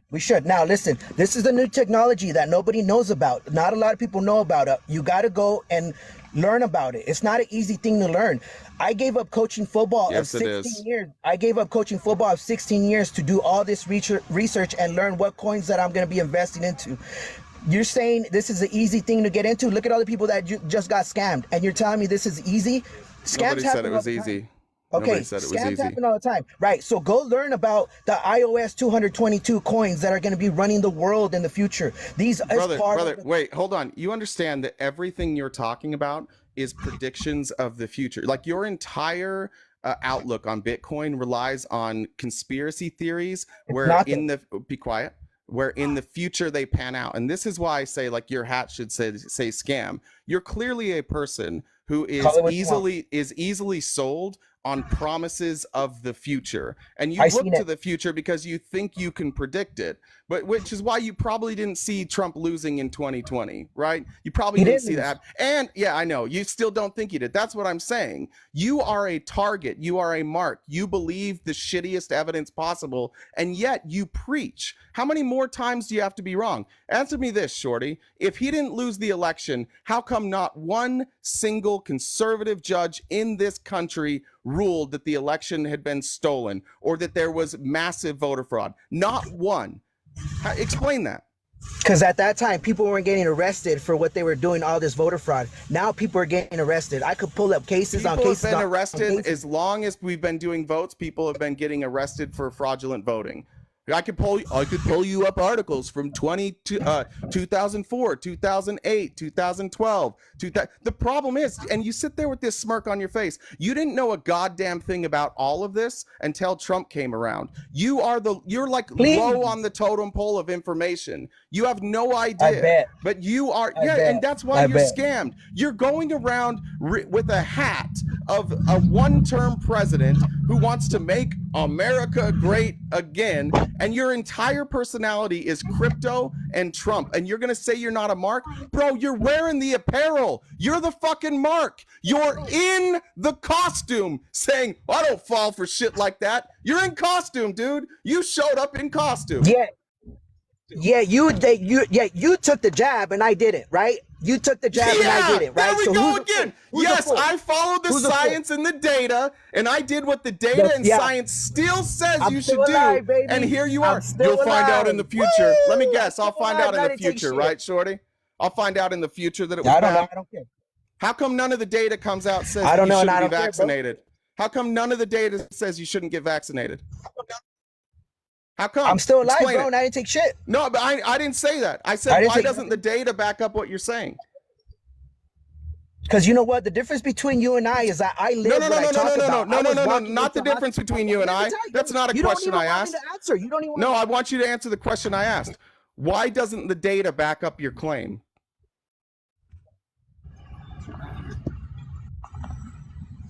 Why you keep taking me off for?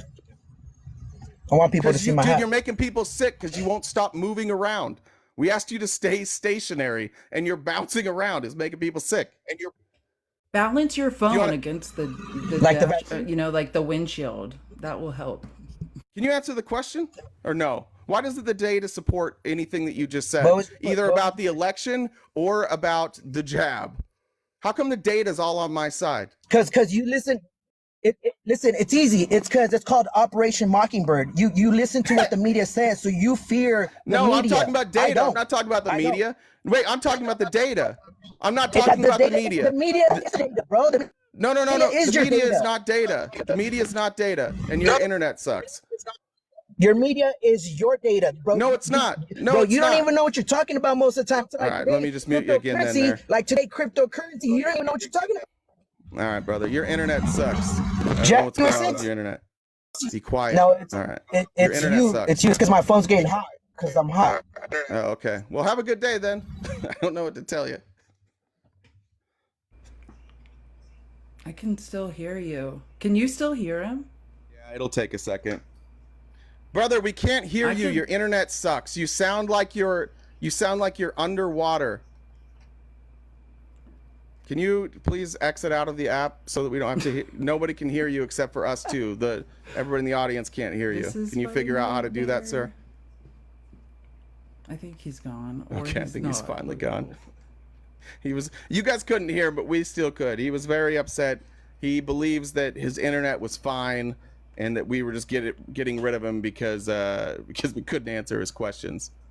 Yeah, if your internet works, come back. But yeah, it was getting so choppy, Shorty, and also the shaking. It's the nausea is setting in for me. I did get my nails painted though, so see, something positive came out of that interaction. I'm fascinated by MAGA because it's always they have these kernels of truth. Like he just yelled Operation Mockingbird. I took an entire semester college course on that, and I'm like, it's so interesting. Oh no, yeah, it's just like it's about the CIA during the Cold War and how they were or were not allegedly using the American media to manipulate, like it's the same way. Like what's interesting is he brought that up but doesn't understand the far-reaching consequences. Like the same way everybody in this country thinks socialism is bad, that Marxism is bad, that communism is bad. That's part of what Operation Mockingbird was about, was the demonizing, right, of anything but capitalism. Right. And it's ironic coming from right wingers. It's very ironic. Like nobody is more censored. Nobody does more censoring than MAGA. Like Donald Trump this weekend threw fit after fit after fit because Fox News had the audacity to bring up people that were Democrats. in states that he wanted to win. And he went off the rails saying, like, how could you bring up somebody who makes me look bad on Fox News? It's ironic wearing that hat to be like, you guys just believe what the media tells you. Well, you guys just believe what one guy tells you. And his lies are obvious, like extremely, extremely obvious. And I would just like to say, it is my position. Like, I like crypto, right? But what I don't like, you have to be a very informed investor. And even then, like, I think FTX is the best example of how you could think, like, this is a sound investment. This is something safe. And it turned out not to be. Like, I just don't think we can necessarily wait till after the fact, after people are losing everything they have, to do something about it, right? Like, the only issue is, how do we limit the amount of scams going on in crypto, the amount of people losing their life savings? Look into Himalaya coin. Do you remember the guy who Steve Bannon was arrested on his yacht? He's a Chinese dissident.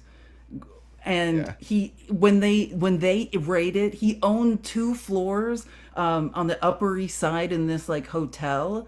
And when they raided it, they found like 45 cell phones in Faraday bags and stuff. He had scammed people out of billions of dollars, Chinese dissidents, people that had escaped Xi, were living in other countries, and he is saying like, this is going to be the investment that gives us all enough money to survive, because that all of their Bitcoin? assets are frozen in China. And he stole from them and partially used it to fund Steve Bannon. Like, it's just, these are the types of things. People are investing their life savings into these things and losing them. But I do like the crypto industry. I like that it's a, you can risk it all and win big. I like doing research on coins. I like all of that stuff. But as far as the US government, how do we protect people's life savings? That's the question. And it's a nuanced thing, right? I don't want to ruin the crypto industry. I think it's great. But we have to that's what I'd like to protect see out people. of, like, if you want to legitimize crypto, then you've got to stop making it a place where people are easily scammed. And that seems to be every time the crypto bro wants to talk, it's like, oh, well, it's their fault they got scammed. Okay, well, it's like, it's their fault that any Ponzi scheme people got scammed, right? Like, suddenly scamming is legal. With that logic, scamming is just legal. And if you're dumb, you get scammed. But we shouldn't do anything about that. We shouldn't help people not be scammed. We shouldn't put laws in place to avoid scams. That's just what it is. That's what's wild about the argument is everybody that's in crypto recognizes how unstable it is. I mean, there's wild fluctuations and it's easily manipulated. Could you add regulations to make it act more like a normal market? Certainly. I don't know why people aren't in favor of that. Why would you want a more unpredictable market? Unless you're somebody who has a lot of money or is connected to people with a lot of money who can manipulate those markets, in which case you want no regulation because you need to be able to keep manipulating those markets.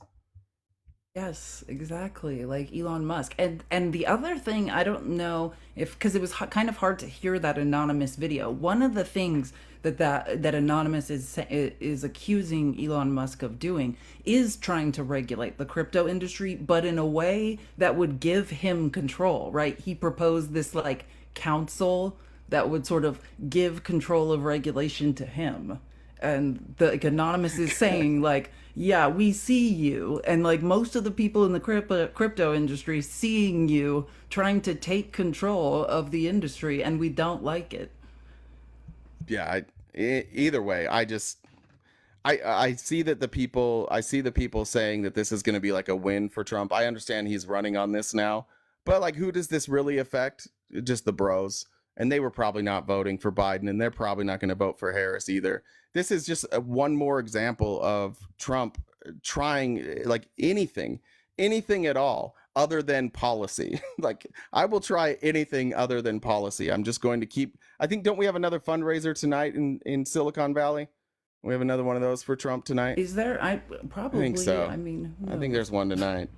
But yeah, like he's just running around promising billionaires, here's what I'll do for you if you give me more money. And Republicans are just eating that up. It's wild. This is not a man who stands for you.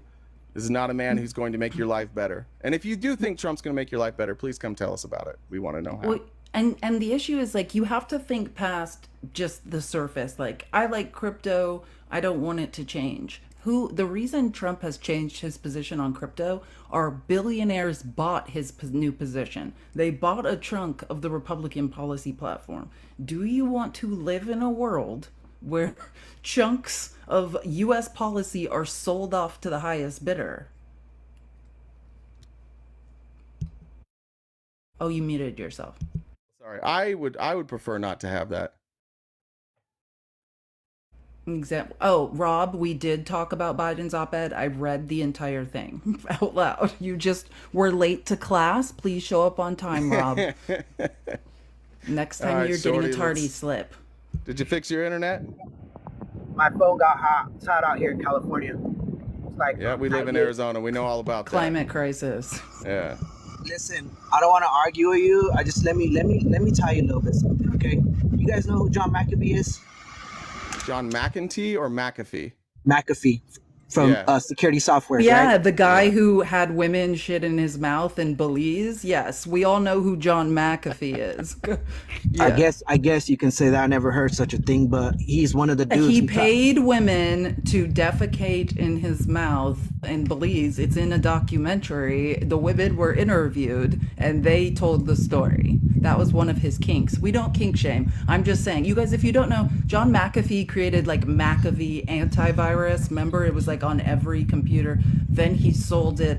Then he went off the deep end and did, a lot of things like Ether, basically like a Fear and Loathing in Las Vegas bender that led him to Belize, where eventually he unalived his neighbor, among other things, like unalived his neighbor's dogs, then unalived his neighbor, was on the run. Eventually he got caught, and is he still alive? Is he no longer No, with he's us? dead. Yeah, that's what I thought. I think it ended in Spain or something. Like Yeah, he was on a yacht running away from everybody that they were trying to catch him and kill him for all the information that he dropped on the government. That's why. Someone said Blumpkin's gonna blump. That's Jesus. disgusting. So let me Wait, tell you you real quick about him. understand that that he like committed real crimes, right? You understand that this was a criminal on the run, right? Not like what you think that this was all because of government For secrets. schmurder. That's why he was on the Did you know run. Did you know he loaded all this security stuff on these computers, these laptops, gave them to secretaries, and the government found out who was doing what? Doing what? What were they doing?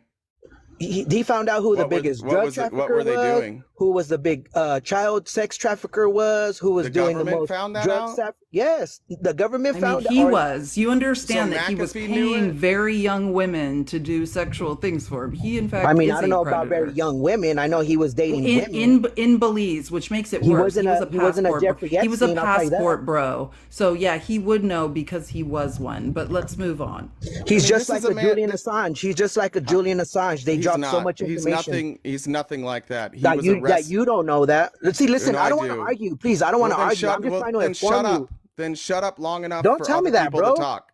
Okay, Don't well, tell then me you that, can because if leave. you were in front of me, I will knock your low ass out. Brother, you wouldn't do shit. You Trust wouldn't. me, I You just would. I'm wouldn't. down. Let's Trust have a me. conversation. Come to Yeah, Arizona. let's have a be conversation, productive. please. We can Let's have have a lunch, but can conversation. we have a productive conversation? I'm trying. And that's well, conversations are not just you speaking. Okay, so I just want to make sure. Do you know why John McAfee originally went on the run? Yes, because he dropped all this information that the What government information? hated him for that. What information? What I just told you, bro. No, you said secretaries and people who were Right. trafficking. So these secretaries. Hold on. So are you saying that the government was trafficking all these people and that he caught them? Who do you think Jeffrey Epstein was hanging out with, bro? I'm asking you, brother, don't answer with another question. Is Okay, that what you're well, saying? Yes, that's what I'm saying. Okay, People so the that were hanging out government with Jeffrey the Epstein. government was trafficking children through Jeffrey Epstein? The people that were hanging out with Jeffrey Epstein, like the You Clintons. said it was the government. But you said it was the government. Clintons and whoever else was And involved Trump. in that. And Trump? And Trump was only on the airplane one time. Going to New Seven York. times. Stop. Seven That's times. not true, Shorty. But Did he go to the island? Because he None of wasn't it. on the island when That's not where the records crimes came out. happened. You can't. Hey, the islands outside of the U.S. What Epstein was in trouble for happened within the United States. That's what you But need they to were doing understand. it Hey, in Shorty, open please calm international down. waters. Hey, We're really trying to make this work, but what I'm trying to tell you is Jeffrey Epstein, what he ended up going to trial for happened. This is nothing about the island. It happened in New Mexico. It happened in Florida. It happened in New York. None of it happened. What the U.S. government held Jeffrey Epstein is responsible for did not happen on that island. So why did they go raid that island if it has nothing to do with the anything?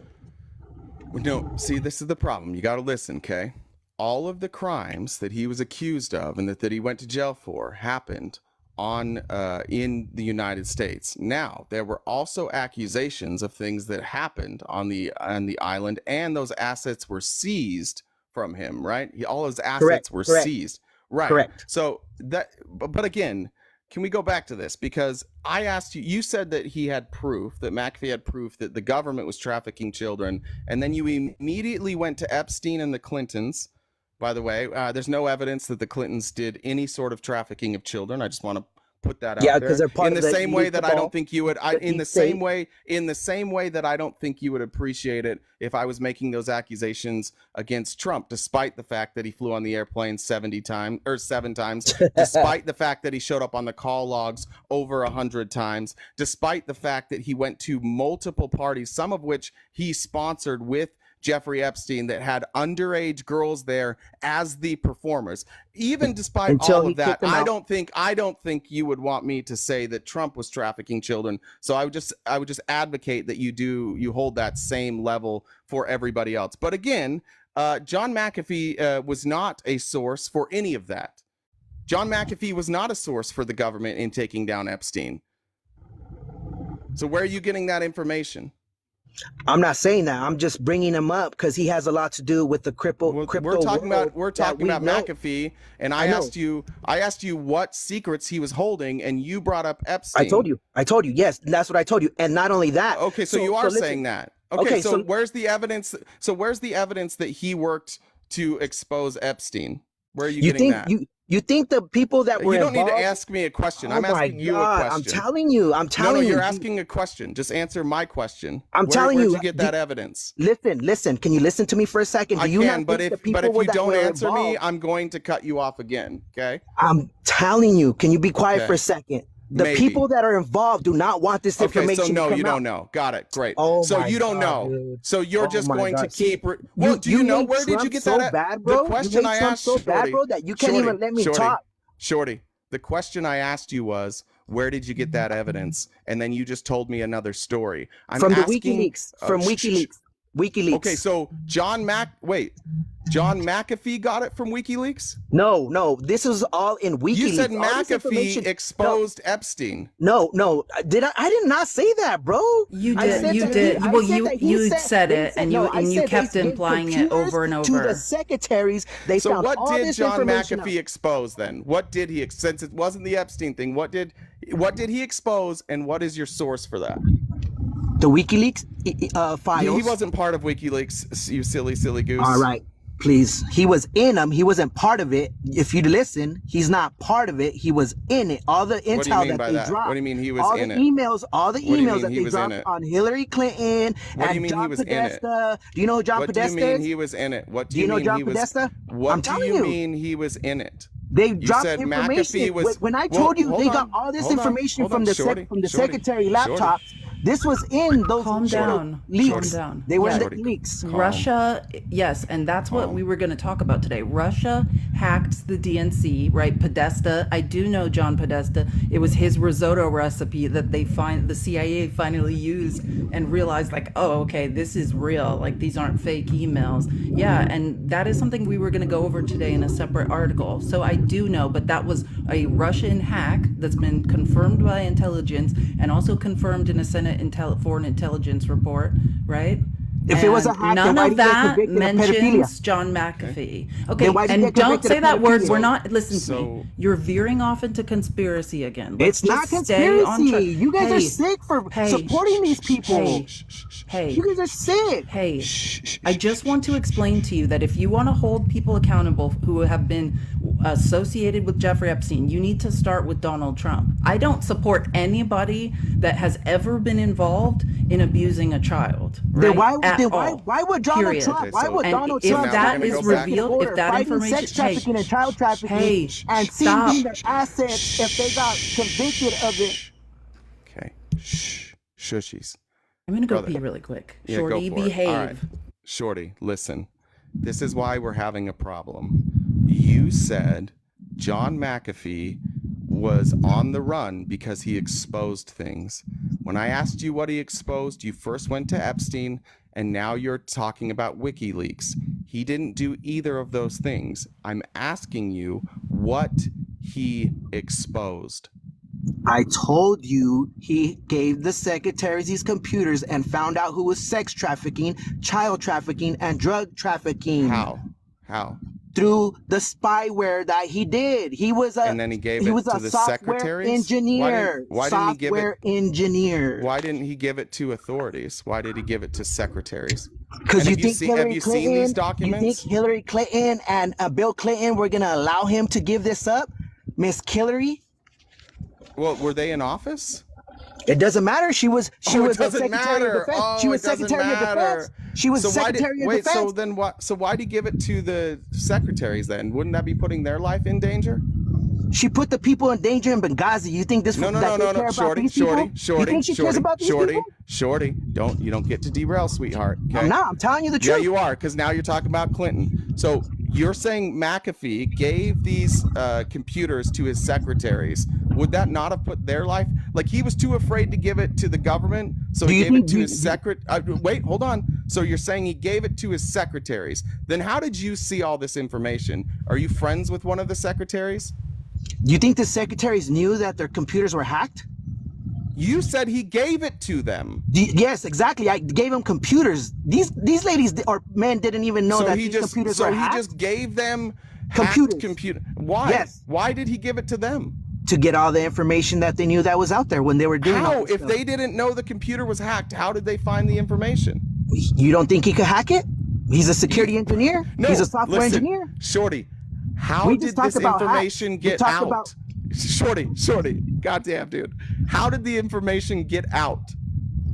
I'm telling you, bro, it was put out. I heard you. It was put out through WikiLeaks. John McAfee had nothing to do with WikiLeaks. It was Julian Assange. Well, why are we talking about McAfee?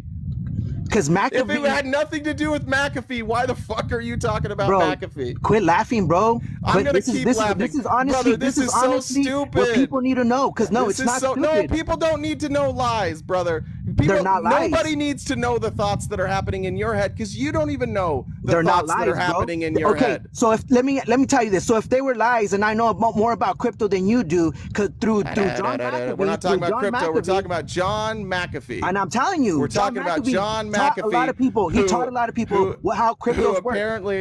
Who apparently didn't give any information to WikiLeaks, but also his information was released by WikiLeaks. That's what you're saying, right?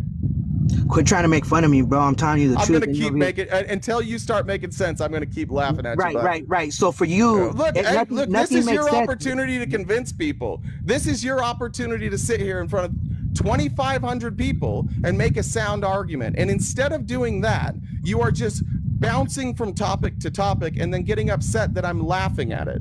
Because listen, you're not doing well, because you won't even follow your own lines of logic. There's so much going on in this world right now that you still don't understand. Brother, you haven't understood one thing you've talked about yet. I understand. Not That's one. why I know. You're 0 for a lifetime. No, listen, I was on your show. Stop telling me what I don't understand, because we're trying to have specifics. I was on your show. John, can you explain to me what John McAfee released to the world? What information did he give us? For like the 5th time, I already told you, bro. I'm not gonna repeat myself. Right? I'm not gonna repeat myself. Listen, there's things that you don't know about. So bro, he didn't, right? So he didn't, right, Shorty? Shorty. All right, gotta mute you again. So he didn't, right, Shorty? He didn't give us any information. Is that right, Shorty? I would suggest you go do your own research and Is that find out. right? Well, I'm asking your opinion. You're saying you didn't give Because us honestly, any. you don't believe what I'm saying, so see, maybe you should go look up I don't believe what what you're taught saying everybody. because it's stupid. But Stupid to again, you. It's stupid yeah, to well, you because you support yeah, but the stupid to me opposite because you party. can't explain it, Shorty. No, I because you just need you support to the opposite explain it, party. Shorty. You protect the Let's try it opposite again, party. Shorty. One more time. One more time. Did John McAfee give us information? Secret information? Not you, but he did. He People gave it like to you? me. How did he People give like it? me. How did you get it? How did you I'm acquire telling it? you. I told you already. They dropped all this information. Where? They dropped it for us to go look it up. Where is it? Bro, where is it? How do I'm I not gonna find it? repeat myself anymore, bro. If you don't believe me, go fucking look it up How yourself. do I find it? Go look it up. It's easy. Go I did it. to It didn't pull YouTube. anything up. Go to TikTok, like you're always on TikTok. YouTube and TikTok. Put in McAfee. You want me to go to through all the YouTube videos and go TikTok? listen to all the videos and Brother, go do your own. Go look it up. Brother, God bless you. I hope things get better for you. I hope you smarten up in the future. That was embarrassing. That was your chance to red pill 2,500 people, and I think you blew it. What'd you find, Felice? I don't know. I'm sorry. The unrelated. That's really funny because you were in the same exact place when I got back as when I left. Yeah. No, just Jen. For some reason my phone. Jen sent me a new background that has my. Hold on, I'm gonna change. Someone said I have buddies just like that. Like that's the important part with your. If you go and you just say crypto is dumb, you're gonna get a bunch of people yelling at you, which is often what I do. But just wait. Once you get a crypto bro or a MAGA bro, and they're on the mic, ask them questions and demand that they answer the questions. Did you notice not one single question? You couldn't answer one single question. And when they say things like, "There's so many things going on in the world, it's crazy," it's like, no.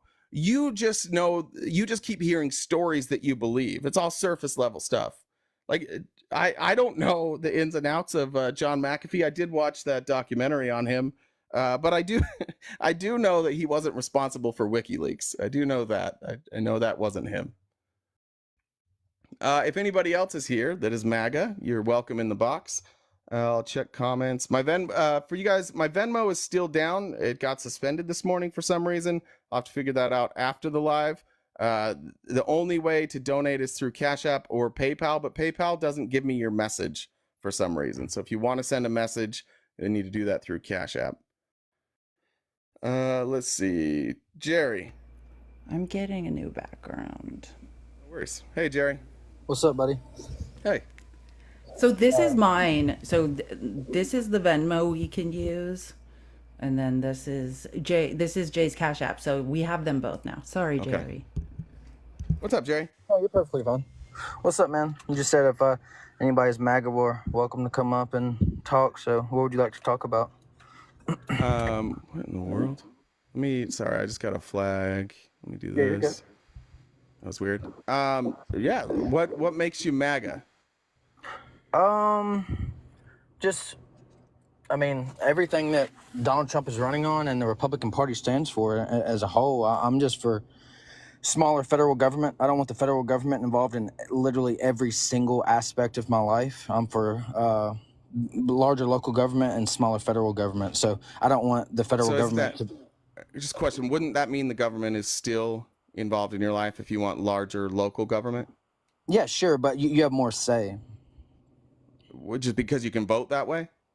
Well, you can vote that way, but like you can vote, and the votes are, there's more people that you can elect, but also like your voice is heard. It's just like the rule of numbers. Like if you're in a room of 100 people, your voice is going to travel farther and be louder than in a room of 1 million people. That's just how life works. Fair enough. So what types of things do you feel like the Republicans are in what ways are they trying to make the government smaller? Like Donald Trump, what's he trying to do? Well, he's trying to give. I know this is I'm very mild as of how Trump is as well on the unaliving of babies, and he's trying to give that back to the states. It's not a federal issue. Medicare should not be given. It's just not. It's not a federal issue. It should be to the states to decide because it's not a federal issue. What do you mean it's not a federal issue? It's not. It's just not a federal issue. It should go. The states should be able to decide.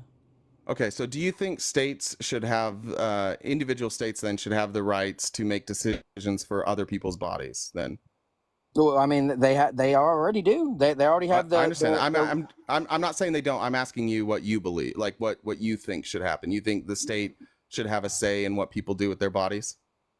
I mean, I would over the federal government. Yes. Why? Because you have right back to the first argument I said. You have you can get people out more frequently. You can talk. You can go and talk to your. These local are individual bodies, right? Like, do you think that, like, let's say you moved into my neighborhood and you're the only MAGA. Do you think that our local government should be able to, let's just say, we don't want you to have children because you might make more MAGA children, so we're gonna force you to have a vasectomy. Think that's okay? Well, that's not a case that were. Why is that not? But as long as the states side, as long as the states decide, it's okay. Well, we all got together. I'm not big into the hypotheticals like that, but I mean, I would say no. I am. Okay, so why is that different? Why does the state get to decide what a woman does with her reproductive rights? Why? Well, just because like it's not a federal issue. It's meeting in the middle. You see what I'm saying? Why is it a government? Why is it a state issue? I understand. The only reason it's not a federal. If you ask by the way, me hold on, personally, real quick. Let's just be clear about this. The only reason it's not a federal issue is because the Supreme Court decided it was no longer going to be a federal issue. It was. Right. We had Roe in place for 50 years. Now they're saying it's a state issue. So now I need to understand why the state, why people elected people in government, why those people, state senators, state congressmen, why are they responsible for making decisions about women's bodily autonomy? Right. And I will preface it with saying I totally disagree with that. For me, if it was up to me, it would be between the woman and the doctor. That's it. And the husband. The husband has some say too. But that's not the two choices we're given. We're given the federal government. We weren't given any choice. We weren't given a choice. That's the two options. That's the two options. No. This wasn't a vote, brother. This was the Supreme Court. Yeah, we didn't vote on this. I know. If we voted on it as a country, we voted as it on a country, Roe would still be in place. Yeah, the majority of the country wants Roe to be in place. But I'm saying, as of the red and blue 70%. That we have right now, Harris is going to be for it federally, and Trump is going to be for making it federally legal to do that in any state. So for allowing women to make that choice with their doctor. So the very thing that you agree with, you wouldn't vote for Democrats with because they would make that. No, not regular. Wait, excuse me. You're talking about the right. You think Vice President Harris wants any regulation on this? Well, I mean, no. But what she said, no. I know she doesn't. Yeah. She so said who's big? She said so who's big government? 9 months. So who's big government here? Which party is forcing the government into people's bodily autonomy? Is that my side or is that your side? Well, I mean, I think it's your side, right? No, I don't think so because it's just giving the power to the states. Hold on. Let's go back to it then. Okay. We don't want the government to have any say. You want the government to have say. Okay. Or Republicans do. Even though you say you don't. Republicans do though, right? Mm-hmm. Republicans definitely want the government to have a say. Mm-hmm. Okay. Yeah. So which of that is big government? So we'll take this example for. But which of that? Just you got to answer the questions. But which of that is big government? Out of those two examples you gave, and yes, but say. So let's go on to a different example then. Let's go on to a different example. Where else are the Republicans going making government smaller? Because that one was wrong. So that bigger government. Well, I mean, it is right. I mean, Trump is making less federal power and giving it back to the states. Yeah, but it's more government power. Yeah, but it's more government power. Well, you have a bigger voice in your local government. We've already established that. Yeah, a voice over what other people's decisions are, not yours. So that's government power. And your voice isn't like, it's not done on a ballot. Like the states where they've put abortion on the ballot, it wins. But the states where they don't do it, like in Idaho and Texas and Florida, and they let the legislatures choose, it's medieval what they're coming up with these laws. So how come that should be federal? How come that should be state to state? Are federally regulated, but me protecting myself and protecting my body. I don't think it should be federally regulated. I don't think the government should have any role in determining what women do with their bodies. I believe, and I agree with that. But that's not what we're given. Okay, well, okay, so fair enough. But we both agree then that Republicans want more power. So let's go to the next subject. Where's another place that the Republicans want to? Your candidate wants Medicaid for all. Every single individual Medicare, that lives in not this Medicaid. country, she wants them to have Medicare and medical. Like it just blows Universal my mind health to even care, come out of my mouth. which every developed country in the world has, And it except is for proven us. when you have Medicare for all or a federal healthcare regulated I don't know policy that that the standard of the care that you get is drastically dropped. Can I ask you a question? Absolutely false. Because Let's ask it you a is question not. then. Do your research. Well, let's do our research here, Jerry. Let's do it together. When you look at the countries that have the best healthcare, they ranked based on overall satisfaction, the health of the citizenry, specific things like infant mortality rate, how long a person is going to live. When you combine all that together, where do you think we rank in the world? I would probably say what, top 5, maybe 3. That's a good guess, except for it's top 15. We're top 15, like we're 14 or 15. You know what That's every horrible. country ahead of us has in common? About top 15? Jerry, listen, because you Jerry. need this information. You're not correct about what you're saying. This is Do you know important. what every country above us has in common? No, what do they? Universal health care. They all have it. So they have better outcomes. It's cheaper. And the who are they? citizens, What the citizens. name some of the countries. I could pull basically all of Scandinavia. Like, well, there's 14 ahead of us. The UK, Europe, all of the developed world has universal health care, some form of it, except for us. That's why, no, just to understand, Jerry, we have the #1 gross domestic product, right? So we are producing the most, we have the biggest output, but our outcomes our health outcomes, right? The #1 thing of capitalism, Jerry, you sound like a guy that loves capitalism. Yes, I do. I could tell, I can hear it in your voice. But think about this. The best thing for capitalism is to keep your, I'll say, slave labor workforce, you're a happy little worker bee, healthy, right? That's the number, and not just healthy, but also providing things like childcare so that people can keep working. Capitalism is about constant labor, right? Producing a surplus and handing it to the capitalists. And that can only happen if we are healthy. And we, of the developed countries in the world, we are the only ones that we have to sell our body to a corporation in order to be able to go to the doctor. Well, I don't know about y'all, but I mean, my health care is great. I have a private healthcare provider, and I don't want my healthcare to be downgraded because it would be every upgraded. single other human being in the planet that crosses this border and comes here is going to get it the same thing. Well, here's the problem with your argument. That doesn't hold true, right? Well, In fact, wait. Your candidate said out of her own mouth, excuse me. That was the middle of my sentence. Let's not change the subject, please. Yeah. So what you're saying just isn't true, and it's not true in across the world, and it's not true just like anecdotally. If everybody in our country was on the same healthcare plan, let's just pretend it was a private insurance. Okay. Let's say whatever you have. Let's say it's Blue Cross Blue Shield. Let's say that was the only insurance company in this country, right? Yeah. Would we have more power or less power? I mean, I don't know if we'd have more power or less power. Probably less, right? Probably because we don't.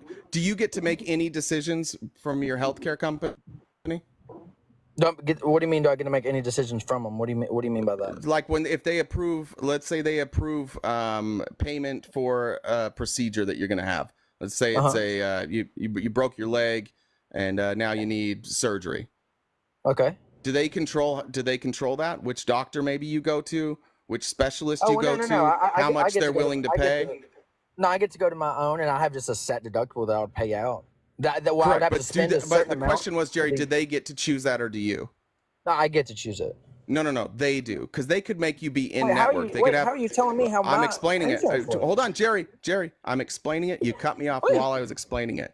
Jerry, do you know what in network versus out of network is? Yeah, I mean. What's out of network? I would assume out of network means that they would be able to work and delegate things out of their own means. No. It means that it's not covered by your insurance. So most insurance. So yeah, you have a network of places where your insurance is accepted. Out of network would mean you'd have to pay on your own, right? Now, on average, these healthcare companies, this healthcare company that you said is great and you would never want to change it. I just want to point out that as far as outcomes go, we're like number 15 in the world. So all these universal healthcares, these government-run universal healthcares above us, they're all way better than what you have. Way better. Can I read one statistic they're for less you? expensive.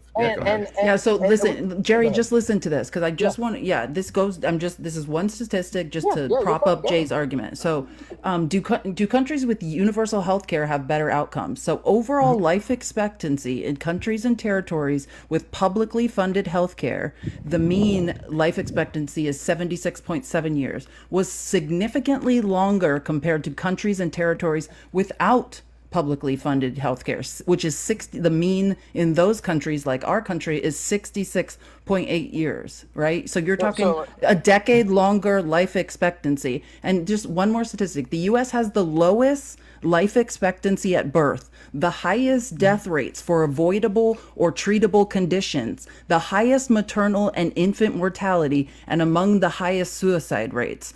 The U.S. has highest rate of people with multiple chronic conditions and obesity rate nearly twice the OECD average. And do you think like all those stats are like directly like related? Like, do you think like, okay, Yes. so you this think is that this is it has to literally be- this oh, is they coming live from a longer because they have paper, healthcare? Jerry. This is coming from a paper comparing universal healthcare to private healthcare in countries. That's literally what I read to you. Is the comparison. It is a myth that you're being sold that there are better outcomes with private healthcare. I can only, well, and I would also like to see the data on the other countries that have it of their populations compared to the America. I know they're going to be nowhere near in the populations that we have as well. You're still muted, RTP. Yeah, you need it. But more population is better. No. Yes. If we have a if we Can I have a greater explain why? population, Let me it's going to be explain harder why, to Jerry. provide that. Yeah, go Jerry, ahead. let me explain why. Yeah. So just like these massive insurance companies, why do you think big insurance companies acquire other big insurance companies? Why do you think they merge? I don't know why. Because the more people they have paying in, the more it reduces their risk, right? You have more people paying. That makes sense. So for our country, if we were all on the same healthcare plan, every one of us, and there were no deductibles and no copays, and we all could go to the doctor whenever we needed to. Do you know what they have, like when they've done financial models? Do you think it is more or less expensive than what we pay right now for healthcare? Oh, I'm sure it's less expensive. Way less. Yeah, About $4,000 a year less. When you're paying less, you're gonna get a hear me out, lease Jerry. And Mhm. Jerry, all the care that you get with your insurance right now, you would get that exact same care. And Jerry, there is no cap. There's no deductible. There's no copay. There's no cap. So Well, no here, matter let me- who goes and sees the doctor, the government pays the bill, and all the government does is pay the bill. So nothing about the only thing that would change if you had universal health care is you wouldn't be paying as much, and your if you don't outcomes think would that get there, better. that there would be a greater influx of people going to the doctor if it was every single human being in the world had Great. health So care. doctors, I just don't know what to tell you. doctors would get paid more, and the American people would be healthier. One of the biggest problems we have in this country. One of the biggest problems that we have in this country is not enough people can afford to see a doctor. And so that's why we have, when Felice was mentioning those statistics, people have multiple factors that have gone unchecked their entire life. That's part of the reason our life expectancy is dropping, is because it is cost prohibitive to go see a doctor unless your employer provides health care. But if you don't have a great job, your employer health care probably sucks. You're talking about people that have to pay $12,000 out of pocket before their health care even kicks in. A $12,000, sometimes $20,000 deductible. It's bad system. It's a terrible system. It's not efficient. About 20 cents of every dollar that you send to your healthcare company goes towards providing care. Medicare, 80% of the money goes to providing care. Right. It's a more efficient system. What's happened is that there's a bunch of people who have fear-mongered you and convinced you that these private companies need to exist or our healthcare will fall apart. It's not true. No. Every other I don't country think in this world has figured it out, just not us. And the only reason we haven't figured it out is because you have Republicans standing in the way saying, no, we have to have private healthcare, because if we allow universal healthcare, we have to admit that capitalism isn't perfect, which it's not. Right. So this would be my rebuttal to that. And no matter how you cut it, the more people that you have out there, you're going to have a drop in product. And I'll give you an example by saying, I'm about to give you an example. Opposite, bro. Data doesn't bear that out, Jerry. Those are your feelings. Jerry, we already covered this. I'm going to give you an example from my life. I'm going to give you an example. No, Jerry. If you're going to give examples, they need to be data driven, right? Your anecdotal story of your life, a person who you've never had universal health care. There is no experience you can share with us that would show that private insurance is better than Medicare for all, because Medicare for all doesn't exist in this country, and neither does universal health care. So you'd have to look at data, and every bit of data tells us that the more people you have on the same plan, the more cost effective it is. Okay. We'll take this for example. My friend, it would be like 4 years ago now, during COVID, got in a car wreck, hit his head on the steering wheel, and passed away because he went to the hospital and could not get care because of how many people were inside the hospital because of COVID. During a pandemic? You made our argument, Jerry. You're making my argument. It was too many people there, so he could not get care for a simple concussion. Jerry, this is why I said your anecdotal story won't prove anything. Do you think that... Well, I'm going to explain it, Jerry. You know where else that happened? Where people couldn't get care because the hospital was too busy? Where? Every other fucking country in the world, because it was a worldwide pandemic that we weren't prepared for, and we had 1,000 times more people sick at the same time. This is not an indictment on universal health care. This happened everywhere, Jerry. But you know what? You know what happened in all the countries that had universal health care? What? What do you think their death rates were? No, probably. You think they were higher or lower than ours? Yeah. Lower. We were pretty bad at COVID. We were bad for two reasons. One, there were a bunch of people who were sold by Joe Rogan that this was no big deal and they should just take ivermectin. And two, because there's millions of people in this country who don't have access to health care. Well, right. So we fared far worse. The people who get hurt the most by us not having health care, Jerry, are poor people. Those people die. Those people consistently have more disease. Those people consistently have diseases that, if they would have caught early, they could have either cured or managed. But they didn't have $50 to go see a doctor.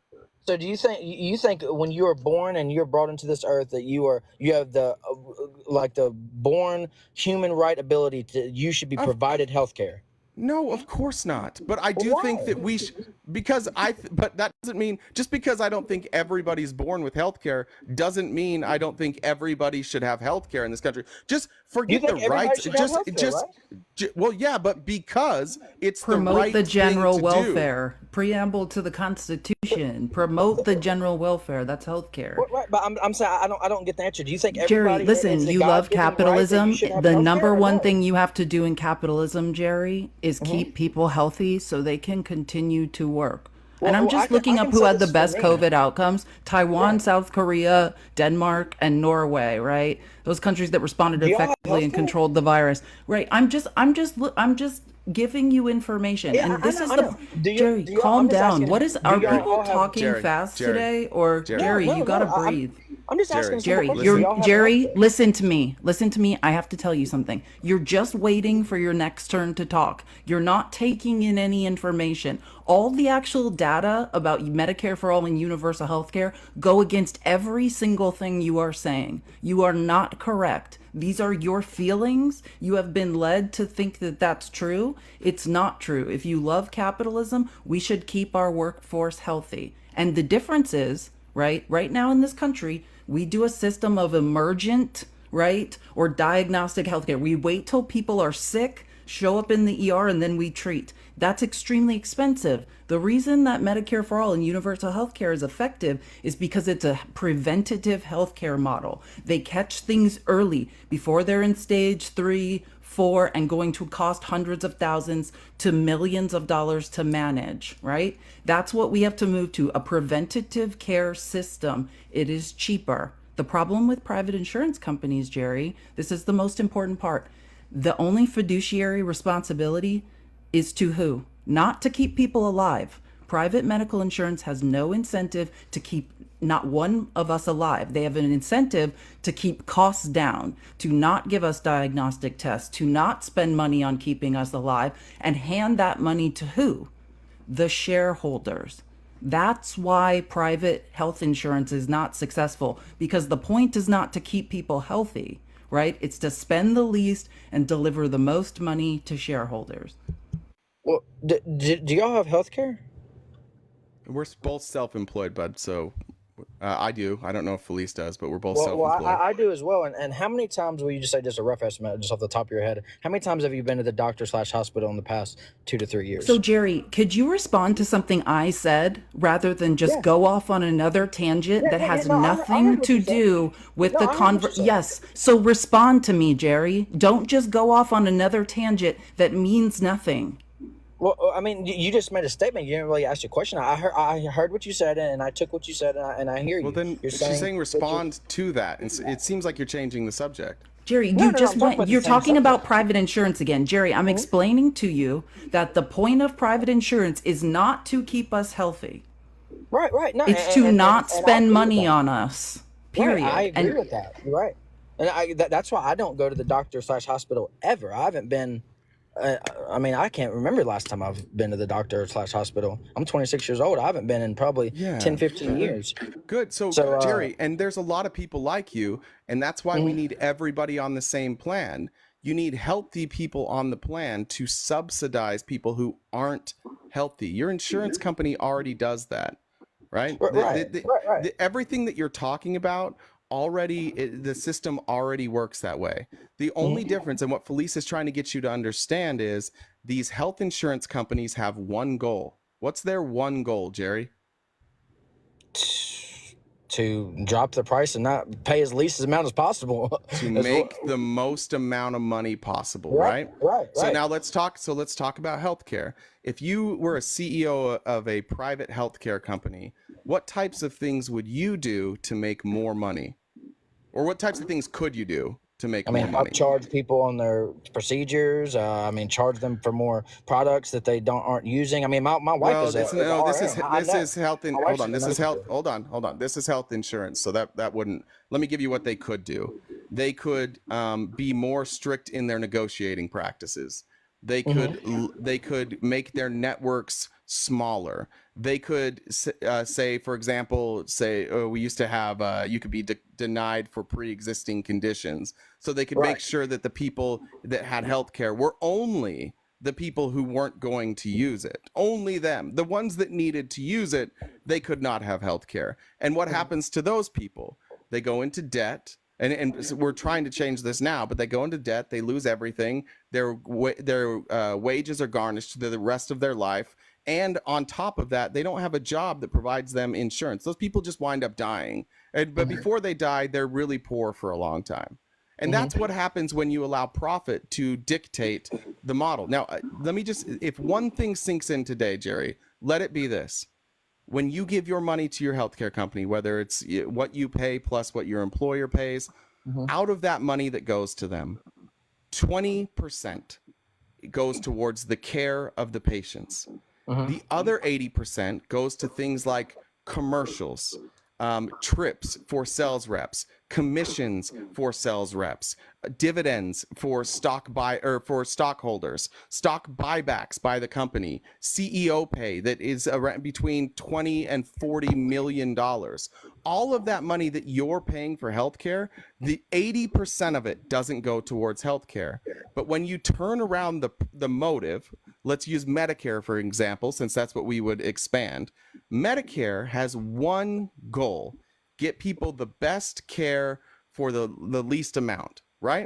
And what do we know about Medicare? For every dollar you put in Medicare, 80% goes to take care of the person who is sick. The other 20% just goes to pay administrative costs. So if you expand that out and everybody is on the same healthcare plan, and we compared the two, either everybody is on Blue Cross Blue Shield or everybody is on the healthcare plan provided by the United States government, people not only will care be better, but it will be cheaper and more affordable and more accessible, because all the government's doing at that point is after you go see whichever doctor you go see, the doctor, instead of sending that bill to the insurance company, and by the way, spending money on insurance themselves, and by the way, having to get the hire people who are medical billers who know how to negotiate with the insurance companies. They have to go to a prolonged fight with these insurance companies, and the insurance company is going to say, I want to pay the least amount possible. I come from like an upper middle class family. My mom was a school teacher and my dad owned his own business, but my mom has great insurance as a retired school teacher. She maxed out all her benefits. Her insurance is great. My dad got stage 4 pancreatic cancer, and it took 5 weeks to start treatment. Not because there was no doctor available, not because there was no they didn't know how to treat him, but because the healthcare company wouldn't approve treatment because it was too expensive, and they have margins they have to stay within. Right. That cost, and it I literally agree with cost you. I my agree with all dad. that. It literally cost my dad years off of his life, and that would not exist under universal health care. You've Right, just and- been lied to. No. And I agree with what you're saying. I mean, insurance as a whole. I mean, car insurance, health insurance, all of it is a scam. Either way you get, you cut it. Right. So But let's get rid of it. But let me ask you definitely this. agree with that. Hold on. Let me ask you this. How much does It's your all a health? scam. How much do you pay for healthcare every year? It's like $36 a check or something. $36. And what's your deductible? I haven't been. I just pay it. I don't. So I you don't have know. no Okay. So $36 a check. Is that weekly? Yeah. No. Biweekly. Biweekly. And then so that's 140 a month. Times that by 12. What are we at? Somebody wants to do that. 12. And that's not even the money that just you're spending, because your company's matching probably. No, they pay 90. They pay 90%. Okay, so 90% of it. Do you know? And do you make less than like $200,000 a year? Last year I probably made just north of 200,000. This year I'll probably make a little bit less. Yeah. Okay, okay. Under 400,000 though, for sure. Yeah, for sure. Guess how much on average people making under $400,000 a year would pay for How much? Less than $1,000. Deductible? No. What? Less than $1,000? What? Total. That's how much they would pay? Yeah. Under Medicare for all. Are you talking about for a year? Yeah. Yeah. I mean, So it would be just cheaper, don't- and so it would be cheaper and better. And all the poor people who can't afford health insurance now have health insurance. The number one reason people go bankrupt in this country, eliminated overnight. Nobody goes bankrupt for that anymore. We're eliminating the number one reason for bankrupt. I think it's like 30 to 40% of bankruptcies. Yeah, So medical 30 for- bankruptcy is the number one. Yep. Yeah. So 30 to 40% of all the bankruptcies in this country go away overnight. Now ask yourself, who is incentivized to keep this system that you're advocating for alive and well? Because it's not benefiting you. It's not benefiting me. It's not benefiting Felice. Who are the only people it's benefiting?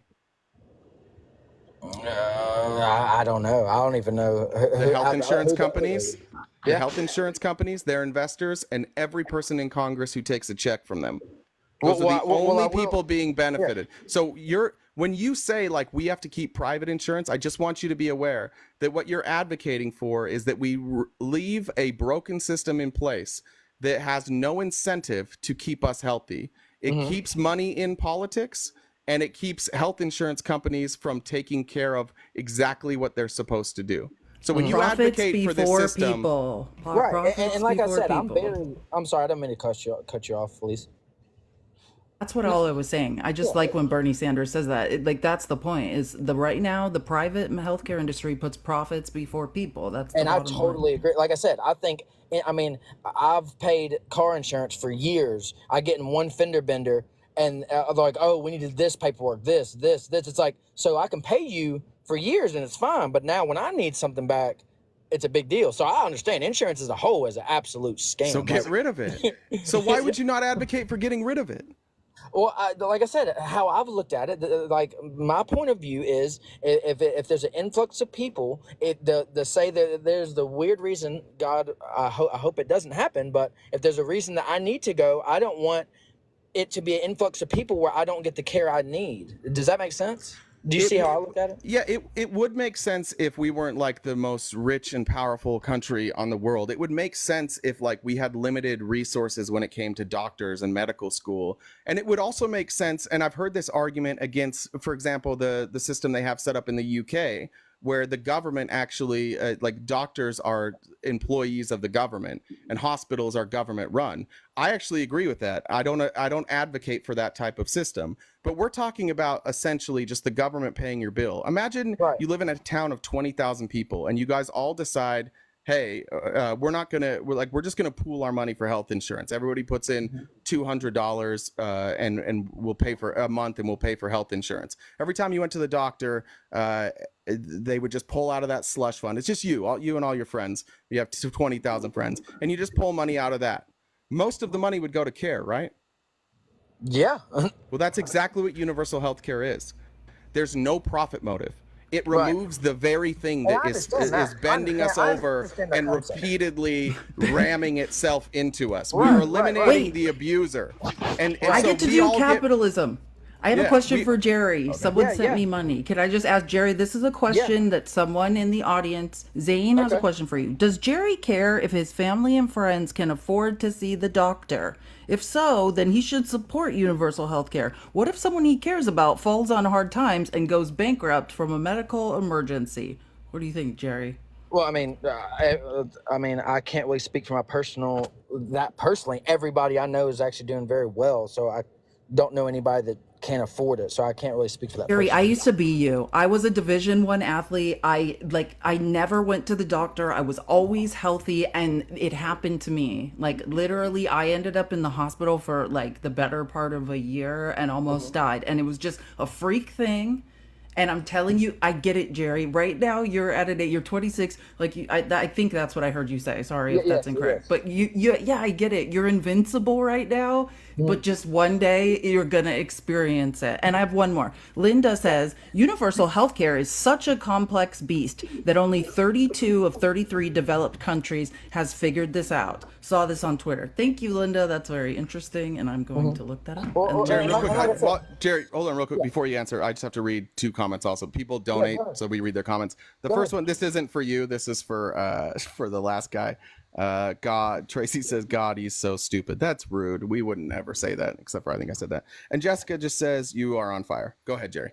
Well, and then like I said, I think I made some really good valid points about that. And like I said, y'all, I got to tell my insight of how I looked at it. I think, hey, if everybody has it, I'm not gonna be able to get the care I need. Y'all said some statistics that says that's not necessarily true, and I'll take that for what it is. But the other things are we also have a immigration crisis. We have a we're gonna have a energy crisis. Let's do immigration first, because we went from first we agree that the Republican Party is the party that's trying to expand the role of government when it comes to women's reproductive rights. So they're not small government. Then we agree that the Republicans' ideas of what to do with healthcare are not the best ideas. That the best idea would be Medicare for all. Now let's go to the border.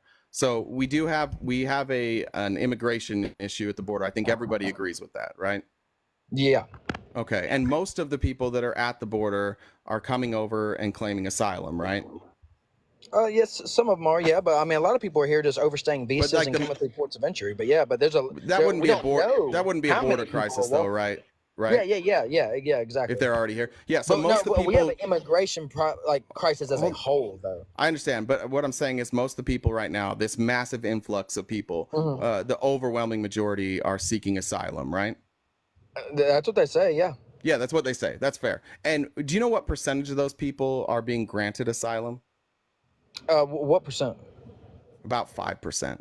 Yeah, well, most of the people. If we were at 100, it would be. Hold on. 20 million people here. Hold on. Most of the people who are here right now in this country claiming asylum will not stay in this country. Most of them. The overwhelming majority won't. The only reason they are still in this country is because it is a legal process and we are required to follow the law. So we are required to give them a hearing, and we don't have the resources to do that. We could change the law, but that would take Congress changing the laws. And so you look at what Congress tried to do. Congress put together a bipartisan bill with Republicans, Democrats, and independents, and the Senate said, hey, here's something we'll negotiate. It came out of the Senate. All the Republicans in the Senate said, this is the most conservative border bill we've ever seen. We will never get a deal this good again. Everybody admitted it was a problem. They came together, they wrote a bill so that we could get funding to get these asylum processes sped up, and also so that we had additional support on the border to catch gotaways, but also to process asylum seekers. And then that same group is saying, like, we need to address asylum laws, because clearly our asylum laws are putting us in a very untenable situation. Now, all of that was agreed upon between Republicans, Democrats, and independents. And then when it came time to put it into law, Donald Trump showed up and said, I want to run on this. So do not agree, like, don't vote yes on this, because I need to run on this. I need it for my campaign. And the Republicans shut it down. So every issue we've had since that day, you should only be blaming Republicans. They're the only ones who won't do anything about the border. Everybody else in this country is trying to do something about the border, except for MAGA. MAGA's holding it up so that Donald Trump can win an election. But I'm not talking about the people that actually like come in through ports of entry and talk to people and come and claim asylum. I'm talking about the wall not being finished and the influx of people just walking across that we do not know who is here. That's what I just said. I said gotaways. So that bill addressed that as well. It gave Border Patrol more resources, not only to hire more people, but for more technology. We live in a border state, and let me tell you something. There's a wall. There's a fence, and you can't get over it. There always was. And if you want to get over it, you've got to go through some really dangerous mountains. So there are still people coming across, but this idea that Trump finishing, no, I think I think that it's a really ineffective waste of money. Like you said, 90%. Well, hold on. 90% of the people that are here illegally are here on overstayed visas. Right? Most people that came here that are here illegally came here legally. So building the wall would not have fixed any of those problems. In fact, building the wall only fixes the smallest of the problems. And my issue with the wall is I'm cool. Hold on. I'm cool with the wall. Like, if we want to do a wall, fine. But why don't we address the bigger problems first? And that's what this bill was trying to do, is address the actual problems. Are you talking about, like, when you say address the real problems first, you're talking about all the people overstaying their visas? Yeah, that would be one of them. Well, Donald Trump is actually going to head up the largest deportation ever. I mean, it's going to be the largest deportation campaign ever to exist. How's that possible, sir? How do you find people that if you don't know who they are? Well, if they're here on visas, they have paperwork and they have they have a paper trail. How do you find them? How do you find them? What do you mean? How do you find them? The reason we've lost them is things of that nature. They don't pay. That's the thing. The reason we've lost them is because they're not paying bills in their own name. Otherwise, we would know who they were, and we have law enforcement that would come and take. There are people all the time that get deported for overstayed visas. You know who those people almost overwhelmingly are? People who are paying bills in their names. Yeah. So how are we going to find all these people? Oh, they're going to we don't know where they are. We have a very intelligent group of people here. We'll be able to find them. We'll be able to get people out this one. How? You're advocating for big government. You're advocating. It sounds like you're advocating for three-letter agencies to use certain types of intelligence that we never should have approved through the Patriot Act to spy on people. We live in Arizona. This already happened in Arizona. We had a man named Sheriff Joe who unconstitutionally started trying to round up people. And what it turned out was it's very unconstitutional to look at a person and say, oh, he's probably one of them, and then do a shakedown. Right? You can't. You think that it sounds easy. Trump is selling you something that is not actually possible. Well, I mean, all we can go off of the promises that he gave us, and he came through on all those. So that's all we can go off is he's a man of his word, and he's going to keep his word. He did not come accomplished through almost on his none of his promises. Almost none of his promises came true. Oh, okay. What did he promise that he delivered on? Let's move. I have a two-sided question. I have a two-sided question. Well, why are you all of a sudden? Wait, you just said he well, because that's going to go down. All we know is that he's a man of his word. Well, what did he deliver on? I mean, I mean, a lot of different things. I mean, like a lot what? Of just one thing would be energy, fine. Oil was booming. Drill, baby, drill. Do you remember that? Drill, baby, drill is a campaign promise that he's making now. No. He already did it though. He did we what? were fully energy independent. We reached one of like the pinnacles of like energy independence. That do you know why we were energy independent? Do you know why we were energy independent for the first time ever? No, actually, here's the fun part about that, Jerry. We were energy independent because we for the last 15 years have been focused on increasing our renewable energy. We were not energy independent under oil alone. It took the expansion of the renewable energy sectors, which he had nothing to do with. That's why we're still energy independent.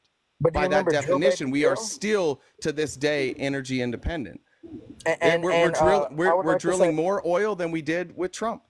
I would, yeah. I'm not saying it's dropped. Okay, I'm saying, but he reached the record. So that wasn't his promise. He never said, I will make us energy independent. In fact, he never said that until reports started coming out saying that the United States was a net energy independent leader now. And that was made by people who were touting the growth that we had in renewable energy. And then Trump latched onto that and told you, oh, this was my plan all along. Go find me a quote in 2015 or 2016 saying we're going to be energy independent. Well, I mean, that's just a byproduct of drill, baby, drill. That's just a byproduct. But again, drill, baby, drill. He didn't start. He didn't say drill, baby, drill. Jerry, brother, I don't know if you know how dates work. He didn't start saying drill, baby, drill until this election cycle. You can't take something he's saying now and then retroactively apply it to something that he did in order to say he kept a promise. All right, what about the TCJA? Do you see how silly that is? What about the TCJA? But do you see how silly that is? Yeah, it's really silly. What about the TCJA? What about it? Did he promise? Okay, what did he promise to do? He promised that African Americans are going to be able to thrive under him, and they did. They reached a record low in African American poverty rate in 2019, the lowest poverty rate African Americans have ever reached in U.S. history. Until when? Until when? What do you mean until when? Until when? Are you unaware that Biden has beaten those numbers? Yeah. Until Biden. You know who had the lowest? You know who had the lowest number? Hey, guess who had the lowest numbers before that, Jerry? Who? Obama. Yeah, but it almost seems like no matter who's president, this number was going to trend that direction anyways, right? Did he reach it? I'm just stating a fact. Right. He reached a record low poverty rate in 2019. Yeah, but right. I don't know. Take it for what Jerry? you want. I don't know. Well, no, Jerry, be honest. No, Jerry. That's a promise he made, and he kept it. Jerry, Can we agree on that? No, he did not promise the lowest black unemployment in history. He promised that the African American community would thrive, and they have. They were already thriving, bud. That's an easy promise to make when you step into a community like when. By the way, thrive's the wrong word, but while you step into office at a time when those numbers are always already trending in the right direction, it's an easy promise to make. But did he keep the promise? Can we agree on that? He kept that promise. No, because at the end of it, no, I don't think so. Okay. No, because I don't. If I look at the policies that he implemented, there's no direct connection to them and black unemployment. Listen, brother. If I say to you, guess what I'm gonna do, Jerry? Tomorrow I'm gonna cause the sun to rise, and you're like, yeah, right. You don't have that power. And then the sun rises tomorrow, and I go, see, I fucking did it. And you're like, no, it was always going to rise. Do you see why I shouldn't get credit for predicting something that was going to happen and then did happen? You have to tie the policies. If you want to say that Donald Trump was better, then you've got to show me the policies that were directly attributable to those low unemployment numbers. And you wouldn't find them, because I've looked. I've looked at the actions that he took. I looked at opportunity zones. You know what that did? It made the white investors, largely white investors who invested in those communities, a lot of money while they paid the people in those communities shitty amounts of money. Okay, so we'll just move on from that because we're obviously not going to agree. One second, I just want to thank everyone for reaching our gifting goal. We also hit our subscription goal, and Heather's Corn Nuts just gave us 10 subscriptions. So thank you so much, Heather's Corn Nuts. That makes me Jerry, we're not moving on. No, Jerry, okay, we're not moving on. You say agree to disagree. You understand that you don't have any data to back it up. Why are you so married? I just gave you a stat. Hold on. I just gave you a stat, and you just did not take it. No, Jerry, again, just because you gave a stat doesn't mean you're right. It is a fact. I'm asking you, Jerry, why you're holding on to this. If it was a fact, Jerry, then you would tie that stat to something Donald Trump did. What did he do? He made black poverty rate reach a record low in 2019 from all of the things that he did. Jerry? I know you're not this dumb, Jerry. I know you know that I'm asking you turn how. Everything into like, oh, what is the policy? You realize it's a lot of different things that he did that reached that point. Jerry, I know you're frustrated right now. I understand. And you're frustrated right now because I'm laughing. I know, and that's because you're frustrated. And you're frustrated because you don't have an answer. And now you're upset and now you're saying this is what you do. Yeah, I'm asking you questions because Jerry, you're going to vote for a man who will do everything against your interests. And you have been convinced that this is a person who is for your interests. But everything we've talked about so far, the 3 topics you brought up, right? Smaller government, not true.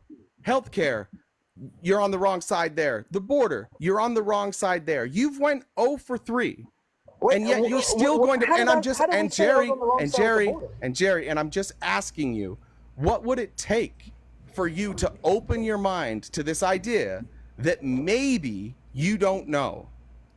Oh, I know. I know. If you knew, you could explain it. Okay, well, okay. So Jerry, here's an example. You're talking about low poverty rates. Jerry, let me give you an example. You're talking about low poverty rates for African Americans and low unemployment, and you're saying Donald Trump did this, but it's not. What we know about poverty rates and how we lower them over time is through education, right? The most educated group in this country is now Black women. Right? This is something that, right, we stand on the shoulders of giants. This has happened over decades of time, which has led to low poverty rates and low African American unemployment. Mm-hmm. That's what we're trying to say. Like, it's a larger picture and there's nuance. It's not just Trump was sitting in this seat at the time, so therefore he did it. Like, just like with fracking, think about fracking for Obama.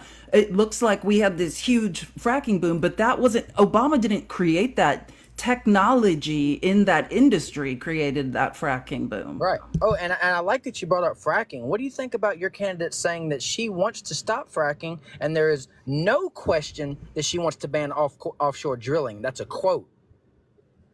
What do you think about that? Those were policy positions in 2020, right? Yeah, what do you think about that? What do I think about it? I don't. Well, first of all, I don't think that she holds those positions currently. Wait, whoa. Well, no, I know for sure she does not. I know for sure she does not. That's what I'm trying to say. You're talking about things she said in a 2020 primary, right? She's been involved in the last 4 years, almost 4 years, right? Yeah. In the Biden administration, where they did what, right? She's been there. I know you guys don't think she existed the last 3.5 years, but Kamala has been, like, Biden, you guys are always saying, right? I always see this on X with MAGA. You guys are always saying she owns Biden's record. She owns Biden's record, right? She's produced more oil. They've drilled more oil than Trump did. We are energy independent, right? Those are her positions. You want her to own Biden's record. Let's have her own it. All right, Miss Felice. Well, you also said that she's been there, and we like to say that she hasn't. Oh, we know she has. Actually, when we go back, she got less than 2% of the votes when she. Did y'all vote for her the first time? Were y'all supporting her? Jerry, would you mind staying on subject? Yeah, I'll stay on subject. Appreciate it. So we're talking about fracking, and what Felice has said is that, and we covered this this morning. We've actually already covered this on this live. That is her position, and I believe that is still her position. But what I don't believe is that it's a position that she can do anything about. And so, like all good leaders, you pick your battles. Just like with Joe Biden. Joe Biden changed his tune on oil because he wasn't going to win those battles, and he's not going to fight battles that he's not going to win. We've already covered this. Right? Oh, okay. Like well, we could spend all day talking about things that Donald Trump said before he was in office that he flip-flopped on, and you wouldn't give a shit about any of that. And I don't think you give a shit about this either. And I know, but that's what I'm saying. I don't think you really care about this. So could we go back to the issues that we're talking about? So far, the 3 issues you brought up, Donald Trump is the exact opposite of why you said you supported him. So do you want to go to like a 4th option? And how many of these do we have to show you before you'll consider voting for somebody else? I'm pro 2A. So wait, your candidate is directly against it, and she speaks very loudly about it. No, she's not. She's not. Hold no, on. she's against. She's she's brother. Yeah, she's pro sensible gun reform, which is common sense gun control. Yeah, as Felice says, 80% of our country agrees with that. Wait, what's sensible? What do you mean? She said banning assault rifles. That is absolutely against 2A. Okay. Absolutely not. Hey, no, it's not. No, it's not. We already did it once. We already did it once. Yes, we did. You just don't know about it. You just don't know, Jerry. Bless your heart. What year did we do it, Miss Felice? It was in the 90s. In the 90s? Yeah, and the bill had an expiration date, and then they didn't vote to continue it. There were there were years. So it was during constitutional. We've already done it once, Jerry. You just didn't know that, right? And this is because Jay said something very important. I don't think you heard it. You need to hear this.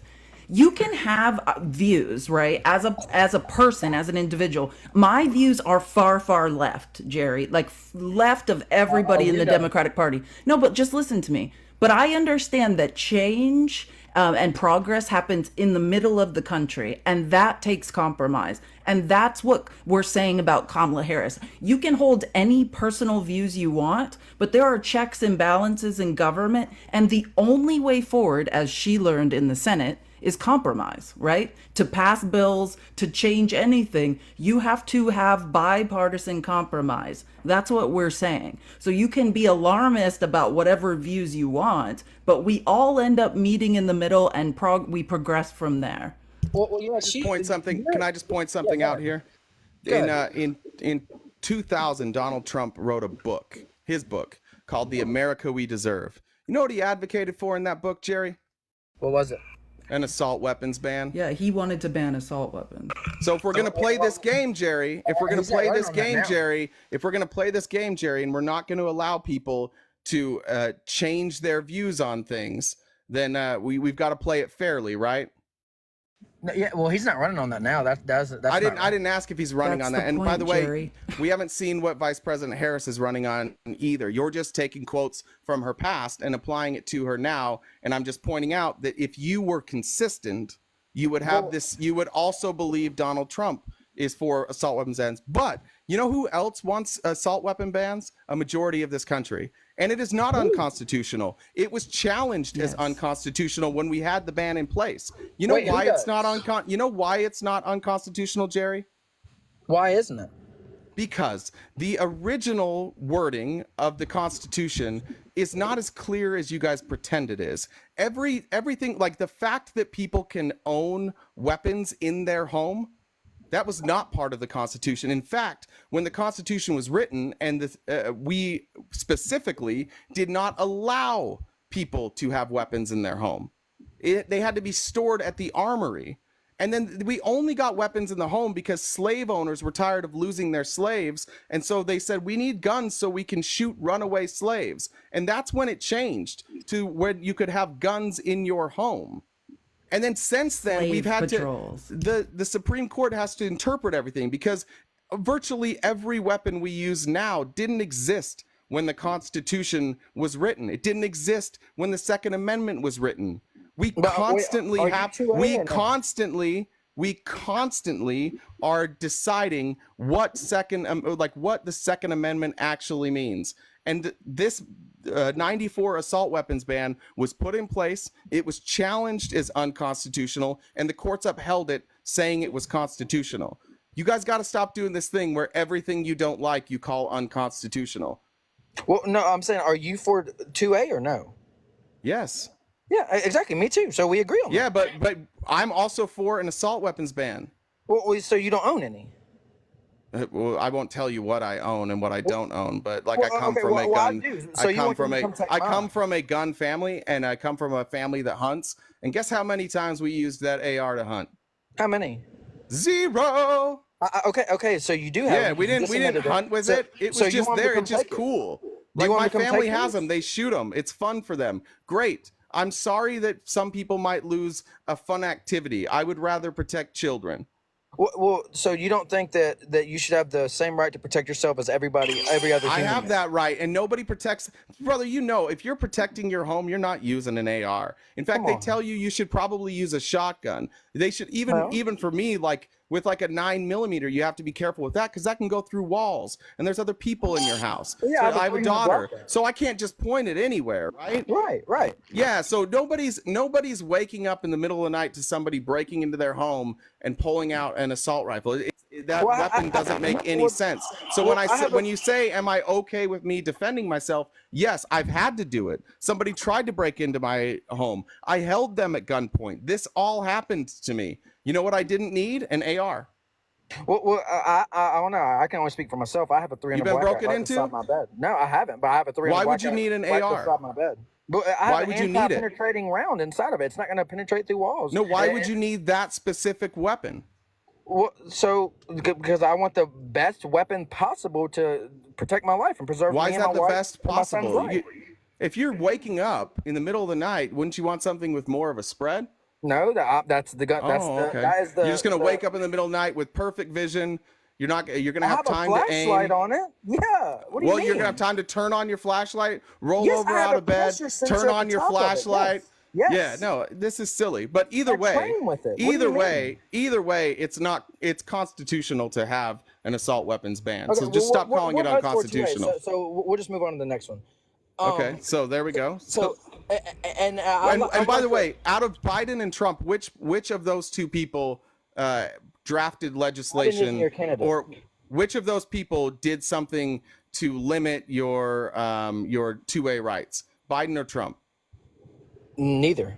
Not Trump. me. Bump stock ban. Yeah. Oh, well, that should have Trump. been banned. Yeah. Okay, so Biden's better for you on 2A as well. That's 4 for 4. Well, Biden's isn't your candidate. Well, Harris is, and Harris has not said anything about a ban. By the way, these bans go through Congress, so it doesn't really. By the way, these bans go through Congress, so it doesn't really matter. Wait, hold on. Did she say anything about that or no? She hasn't announced it yet. I said. No, so you're not unfamiliar with what she said about it. You haven't seen what I'm not doing is I'm not making no. What I'm saying is we have no idea if that's going to be something she tries to do or not. Oh, right. We don't know if she's going to run on it, but she has clearly given us her views on it, correct? So has Trump. In 2020. Okay. So my question would be, you know, she has ran before. Were both of y'all in support of her before? Were you in support of Donald Trump before? Yes. When he ran it, when he ran. Yes. Oh no! Also, like in 2000, you were for him. Yes.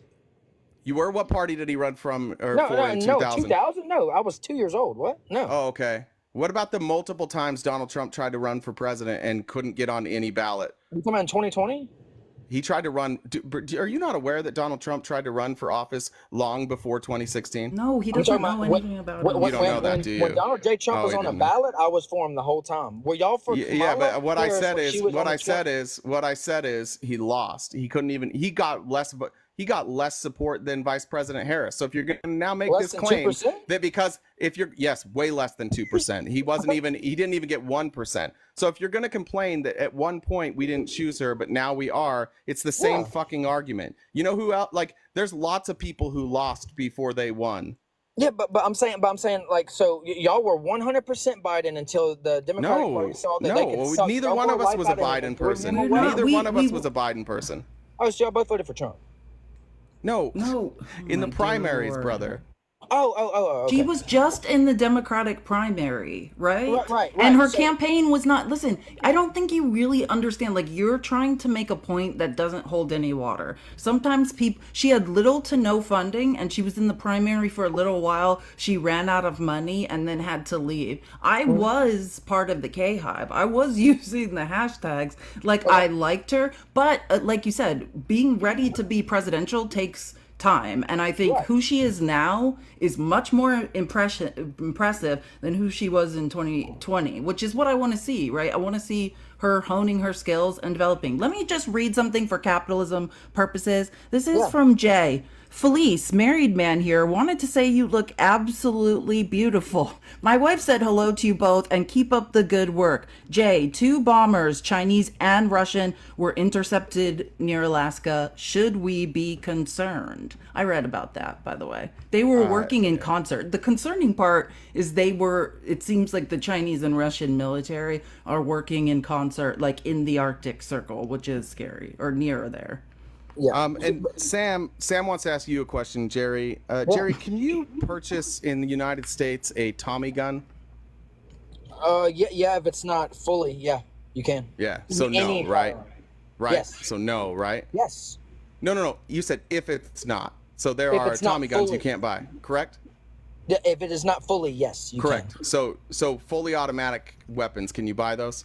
No. You okay. can't. So why is that not a violation of the 2A?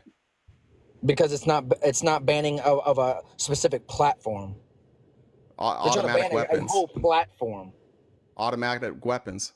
It banned automatic weapons. No, but any firearm can be modified to be fully automatic almost if it's not lever action or pump or. Yeah, and is that legal or illegal? No, yeah, that's legal. So if you use something like a bump stock to make it functionally automatic, right? But you can't buy you can't buy an M16, right?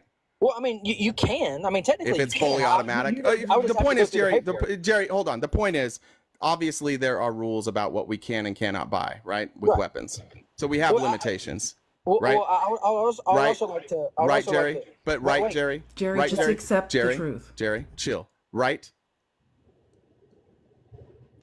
Can you purchase any weapon you want? Yes. With the right paperwork, yes. Can you buy an M16 that is fully automatic? Yes. No, you can't. Yes, you can. With the right paperwork, where? You can. From where? Any firearms deal. You just have to have the right paperwork. Okay. Do you know who Dan Bilzerian is? You don't even understand. Listen, of course you're talking about Dan Bilzerian. For the love of God. Do you know who that is? Of course I know who he is. I used to live in Miami. He's talking about some guy who's just a step down from Andrew Tate. Just so everyone knows. His idol is a step down, a known essayer in Miami. The guy is his idol. Wait, I have to read one more comment. This is from Yehoy Manoy. Every time TikTok reward sounds go off, it makes my gambling itch tingle. I know, that is true. Just missing the smoke, smell, and the tears of seniors. I'll spend it here instead. That's funny. I like it. Jerry, do you have approval? Have you gotten the approval from the federal government to buy an M16? Do you have that approval? No, I could do the paperwork. So can you buy an M16? Yeah. Right now. No, right now. A fully automatic. I could go right now and do the paperwork and get one. Yes. No. God damn, dude. Of course. No, you don't have that. Right now, you don't have that. No, so right now, can you Jerry, stop going out of your way to avoid answering questions. You understand that there's limits on automatic weapons, right? And you have to have permission from the federal government. You have to have training. It's extensive. Okay. So then is the Second Amendment something that can be altered? Can they tell people that they can't have certain weapons? Because not everybody's going to get approval for that, right? Yeah, thank God. Correct. So that's the point, Jerry. So when you say that you can't ban assault weapons because of the Second Amendment, that doesn't make any sense. Because of course you can ban weapons. It's up to Congress writing the laws to decide which weapons are allowed, which is why when Congress wrote a law for the assault weapons ban, it was upheld as constitutional because that's their role as Congress. Okay. Does that make sense? I mean, I hear what you're saying, but yeah. Great. So if 80% of America were to say, we want assault weapons banned, and Congress wrote laws, would that be unconstitutional? Yes. No, it's Congress. God, how'd you miss that one? I just gave you the right answer 4 seconds ago. If Congress writes the law, is it unconstitutional? No, it's not. Correct. Thank you. So you can do this without it being unconstitutional. Yeah, they okay. can ban That's all all of I'm saying. Yes, So don't exactly. use the constitutional argument for the 2A. That's all. Okay, perfect. There we go. All right. So, but yeah, like I was saying just a minute ago, before we backtracked on that, so you'll realize that your candidate sits to the left of Bernie Sanders, right? There's basically On what? On everything. What? On what? Like what? Everything. Every Like what? single topic. Just name one. Jerry, obviously when you say everything and I say like what, I'm not asking you to say the word everything again. I'm obviously asking for you to give me an example. Any topic we just talked about, the border, Medicare, the 2A. Wait, hold on. Vice President Harris endorses Bernie Sanders' Medicare for All plan. They both agree. They both support an assault weapon ban. And he is a socialist. And both of them said that we should take the border bill and put it into law. Look, dude, do you not realize that he is a socialist? What's wrong with socialism? Are you a socialist? What's wrong with it? So, dude, What is it? Jerry, what's socialism? Jerry, what's socialism? Jerry, you don't know Jerry, what what is socialism is. socialism? Listen, Jerry, listen. No, Let me make Jerry, a point and then I'll Jerry, answer you. Jerry, before you give your opinion on socialism, I need to know that you know what it is. Yeah, I know. So what can you tell me socialism is. what? Okay, tell me what it is. Socialism is basically ideology that it is social welfare. I forget. It's like 4 big things that they're big into. I know social welfare is like the number one. No, Jerry. Do you want to try again, or do you want us to just give you the answer? That's not even close, Jerry. I got it. Oh, you tell me while I look it up. Yeah, socialism. So socialism just means that you, as the worker, you own the means to your own production. You can have private businesses. You can have private property. You don't have to have a massive welfare state. In fact, you could have socialism with no taxes at all, which is more like communism, right? Socialism can operate in many different ways. And Bernie Sanders is a democratic socialist, meaning that like the socialist policies that he advocates for, he believes that those need to be put in place through democracy, through a vote, right? So meaning that the people would need to agree with it before we enact things like Medicare for all. Right? Yeah. So socialism is workers' rights, brother. It has nothing to do with high taxes or everybody getting the same amount of money. It's just something that you've been scared of because since the 1930s in this country, there has been a deliberate attack on socialists and maligning them into something that they're not. And you know who started those attacks? Who did? Any guesses? I don't know. Who else hated socialism in the 1930s? Who rounded them all up? Oh. Yeah. Okay. So what you're doing right now is you're repeating, and what you've been indoctrinated by is schmaltzy propaganda. Well, I don't know if you know this, if you know about the violence perpetrated upon members of the Communist Party in the United States, about our 3-letter agency specifically going after them. So who was at the front of that? Henry Ford.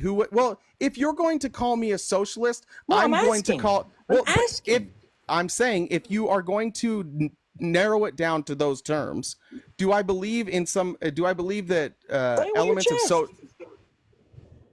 Say it with your chest. Do I believe? Don't tiptoe. Say yes or Jerry, no. you don't know what socialism is. So this is not a gotcha moment. You just sound embarrassing. Calm down. Jerry, what you don't understand, because also you weren't here from the beginning when I explained this, I don't think that any ideology is correct.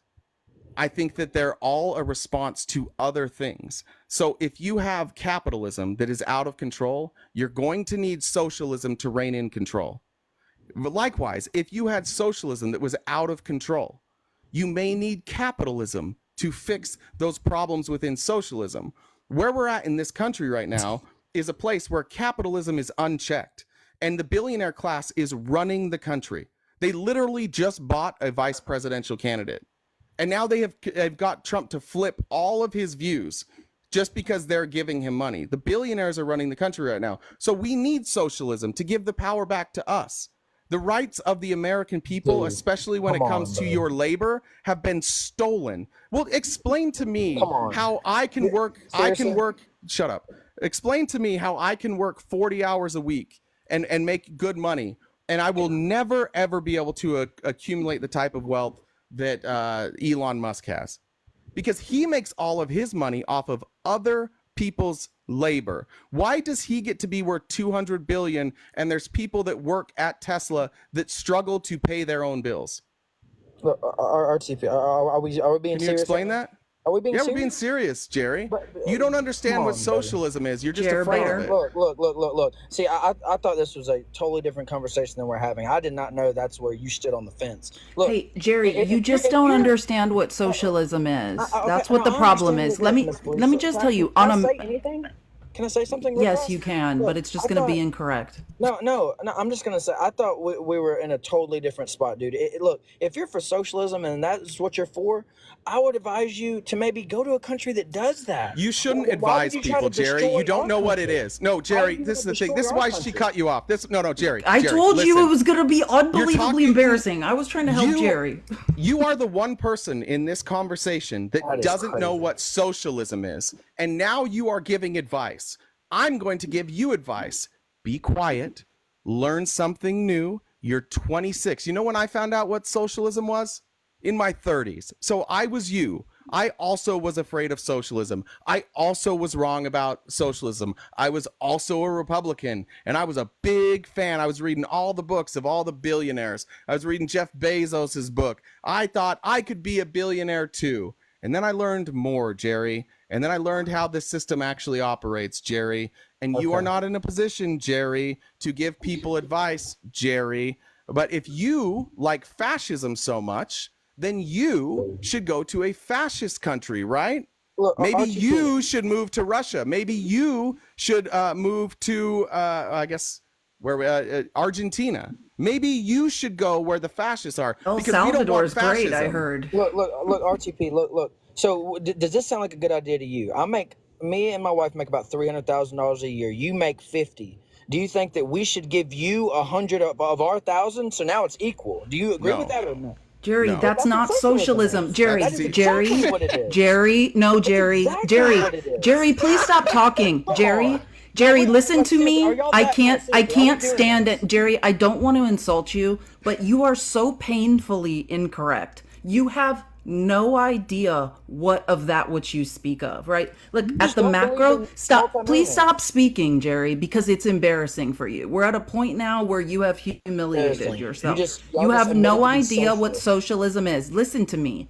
On a macro level, right, you can look at Scandinavian countries like Sweden and Norway. And that's where you say, Jerry, as people who were born in the United States, right, things like oil and gas that's under our feet, who actually owns that? I would argue we do. You do, Jerry. I do. Jay does. The American people who were born here own that oil and gas. I don't think that all the profits from our natural oil reserves should go to, I don't know, British Petroleum and a few billionaires and shareholders over there. Now, places, right? And these are also places with universal health care, because then you could pay for things like universal health care and childcare very easily. They say there are countries like Norway who say our oil and gas, we are nationalizing that. It is owned by the people, all of us, and those profits are going to be used to promote the general welfare. That is an example of socialism on a micro level. Jerry, listen. This is your time to learn things. You don't know what socialism is. You have been indoctrinated. No, I explained one tiny example. Now stop talking and taking advice on a micro level, right?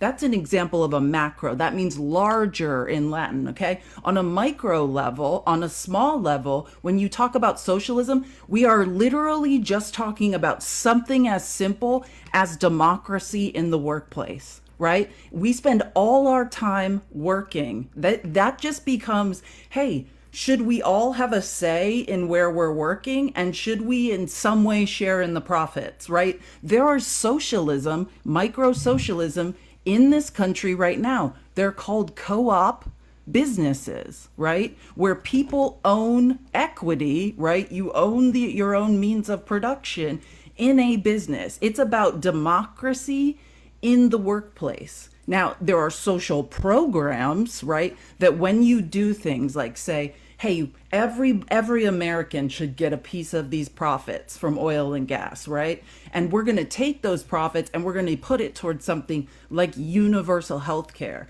And that's an example of a socialist program. Or let's say in Minnesota, where they're putting, listen to me, they're putting social programs in action every day. One is free school lunches. I used to be a teacher, Jerry. Children cannot learn if they do not eat breakfast, right?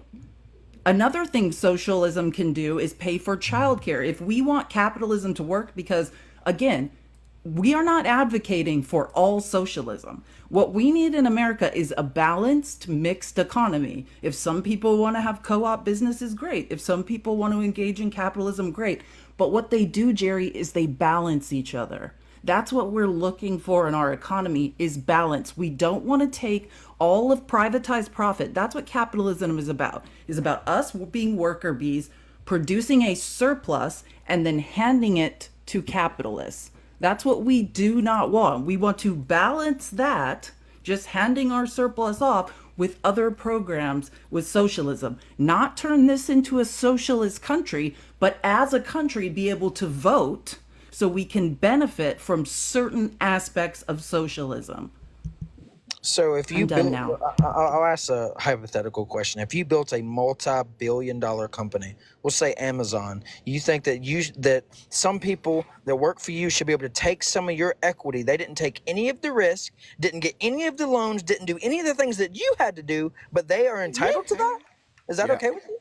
Jerry, so here's an example. Here's an example, Jerry. Felice and I work together. We also have another business partner. And you know what we do with the money? What do y'all do with the money? We split it. And there's certain percentages that certain people get for certain things. Some people get higher percentages than others for certain things, right? So this is an example of socialism. Now, if we were to work together, and there's 3 of us now, but let's say 20 years from now, we are a $1 billion company. And we may have taken on a small loan, the 3 of us, and we would have equity in that. And when the other workers come on and work with us, they also have equity in that. So as you build, Jerry, you are creating equity for everybody.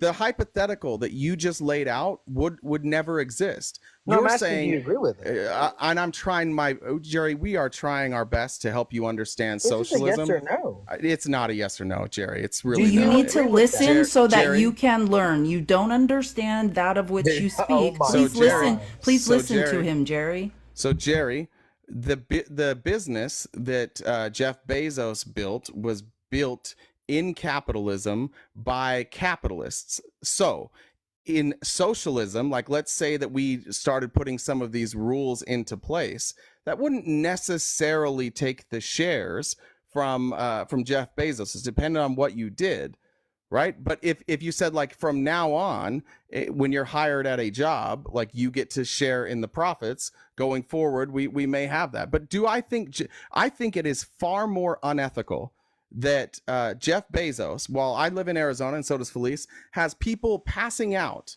peeing in jugs of water, and going to the hospital every day because of the conditions that they work in. And they can't even make enough working that job alone to pay their bills.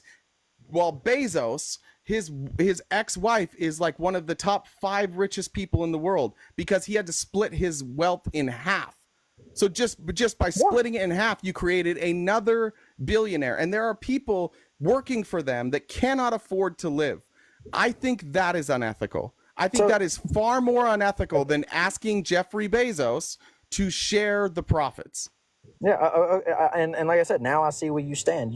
So you think that you're entitled to these millionaire and trillionaire and billionaires' money? You're an idiot. You're an idiot. Yes or no? You're too dumb for this. No. Do I fucking work for Amazon, Jerry? Do I work for you? Let's use your example. Do you and I work at the same place, Jerry?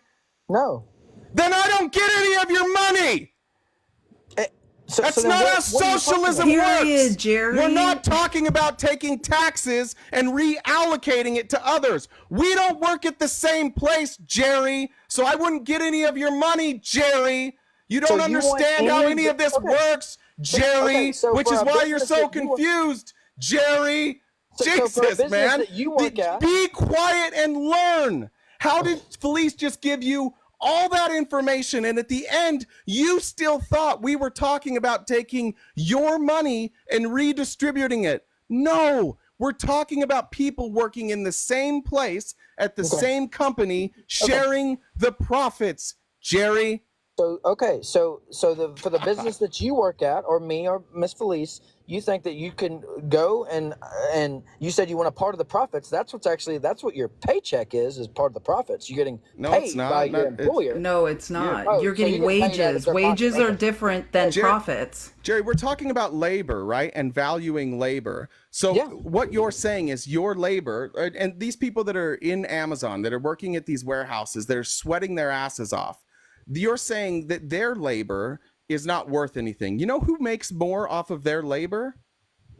Bezos. Bezos isn't doing anything. He's literally doing nothing, and he's making money off of all of these people's labor. So if we valued the labor that they're actually providing, they would get paid a lot more. It's really about, Jerry, paying people for their labor and paying them fairly. And we've learned ever since, and we've learned, Jerry. No, Jerry, now's not a time for Jerry. You're not winning this. Listen, one more thing, Jerry. We used to do this in this country. When your grandparents grew up, this is what we had, Jerry. We had businesses that were incentivized to pay their employees more of the profits, and that's why people could have one job for 30 years and then retire and live comfortably, because businesses were incentivized. But around the time Ronald Reagan came around, these same businesses said, hey, look, government, I know you guys are taxing us at certain levels. If you take away those taxes, we'll just trickle it down. Don't worry, it'll work even better. It'll be more equitable. Well, wealth inequality is at an all-time high, and it's been growing for 50 years. They lied, Jerry. They lied. They weren't going to spread it around. They just wanted more wealth. And now they're at a point where they have so much wealth, Jerry, that they can literally buy cities. They can buy cities. They can buy towns. They can go on vacation to the moon. They have too much power, Jerry, and we gave them that power. We allowed them. We trusted them with that power. And they said, we'll do the right thing, guys. And here they are not doing the right thing. And if cucks like you would get the fuck out of the way or learn something, we would have a more equitable system. We would have cucks like me. Yes, you are a cuck to capitalism. You're here defending Jeff Bezos. You are a cuck to capitalism. Buddy. Yeah, you're real tough off the phone. He has more money in his couch cushions than you will ever make in your life, and you're out here defending him with your life. Look around. Hey, listen to me. Listen to me. What you need, you will never be a billionaire, right? That's the American lie. Pull yourself up by your bootstraps. Why don't you just work harder? That's the American lie, right? Capitalism requires what? Capital. By the way, cuck is just somebody who's servile. Yeah, somebody who serves a purpose. It means you're subservient to someone else. So Jerry, you are subservient to the capitalists. So you are a cuck. I'm sorry that you're offended by that. No, I didn't mean anything about your. I didn't mean. Listen, this isn't the same as when you search cuck on Pornhub, okay? It's a different definition. I'm using a different definition. I'm not accusing you and your wife of doing anything, okay? I'm saying you're up here advocating for a system that doesn't benefit you or us. We need to fix the system. And Donald Trump's fix for this system, by the way, is to cut taxes for those same people. How the fuck is cutting taxes for billionaires going to fix any of this? Well, so like I own a company. My dad owns a company. And you're saying is your dad a billionaire? He's a multimillionaire. Okay, so great. That's not my Yeah, question. So multi-millionaires are at the same level as us. Do you I don't think you understand the difference. Yes. No, Jerry, listen, Jerry, please stop talking and learn. The amount you don't know is it's staggering. It's terrifying. Millionaires are closer to people in poverty, right, than they are to billionaires. I don't think you understand how little money multi-millionaires have. Right? They are the billionaires' human shields. When French Revolution 2 happens, right? Billionaires have their own private islands. They have their own cities. They have their own armies. We won't be able to get to them, right? The millionaires are the human shields. Your dad is one of the ones we can get to. You should look up the patriotic millionaires. There are people led by Abigail Disney, right? Someone who has a lot of wealth that she inherited, that are begging the American government to tax them more, to go back to the Eisenhower tax rate when the top marginal tax rate was 90%, because they know that they see the increasing wealth inequality and they know who is going to be targeted for it is them. There are millionaires that understand the inequality of our tax system, the inequality of capitalism, and want to fix it. Well, I'm just gonna give you this for an example. When I inherit, hopefully a few multi-million, I'm gonna try my damnedest to turn that into $1 billion. And you don't think that is a good idea, and that's unethical. Well, it depends on how you would do it. First of all, you're not going to accomplish that. But second Jerry, of all, you don't you have no idea what's even going on in life. Jerry, it's not going to happen. Jerry, you don't understand how our economy operates at all. And so I do have doubts that you are going to understand what to do with that investment to make billions. Every one of these billionaires has got to the $1 billion level by building their wealth off of the backs of the labor of American people. That's life, specifically, and you say that's life, and that's why I say you're a cuck. It's like if you woke up every day and I was waiting at your front door and kicked you in the dick, and someone's like, hey, why don't you just not let that guy kick you in the dick every day? And you're like, that's life. We get our dicks kicked every single day. Yes, Jerry, currently that is life. We're advocating for a better system. You're advocating to keep getting dick kicked every morning. That's the difference between us. You are a cuck. You're saying that's how it is. That's how it's going to be. And we're saying this is how it is. Here's what we think is a better solution. And you don't want a better solution. You just want to keep getting dick kicked every day. Just showing up, spreading your legs and say, give me a swift one, Jay. It's going to be a good day. And I deliver it every day to you. And then you go, thanks for the dick kick. This is life. Yeah, well, when I take over my dad's companies and say, like, the workers that have been there to come to me and say, hey, I want to get some equity in the company instead of you paying me my salary or my hourly or whatever, I would say, get the fuck out of my face. Are you insane? Absolutely not. You're going to get paid what I tell you you're going to get paid, or we can talk about it. And we're going to create a country, Jerry. We're going to create a country because we're good at making arguments. We're going to create a country where people like you can't be born into fucking wealth and have everything handed to them. And then when working class people who weren't born with a silver spoon in their mouth, we don't want people like you at the top of businesses telling people to fuck off. And the thing is, Jerry, is you're not capable enough to make an argument to stop us from doing this, Jerry.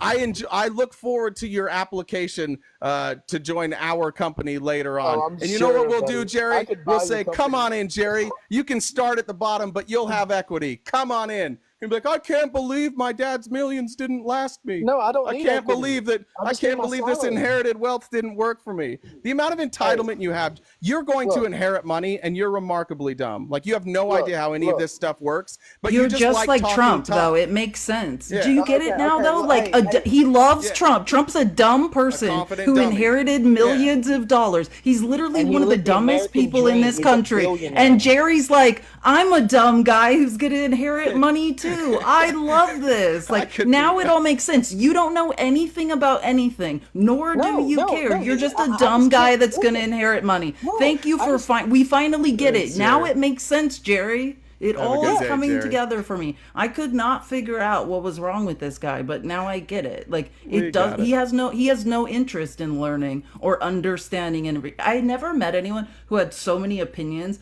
and knows absolutely not one fact about the opinions that he holds or why. Just like, I saw that on X. Do you know who Dan Bilzerian is? He's a guy in Miami that essays women and drives Ferraris. Like, I'm going to be just like him when I grow up. That was really cool, Jerry. You're 26, not 10. Sorry. Sam says, ooh, I'm a scary socialist, Jerry. Better hide. Imagine being afraid of socialists. And then Dustin says, I love when Jay and Felice call out MAGA cucks. They don't like that. Do you have any? Oh, I have one. This is good. This is from Jenny. It says, tell Jerry that when Colt came out with his Pew Pew, no one wanted it because it went against God. So he had to invent marketing magazines, Westerns, to get people to buy them. Yeah, that's very true.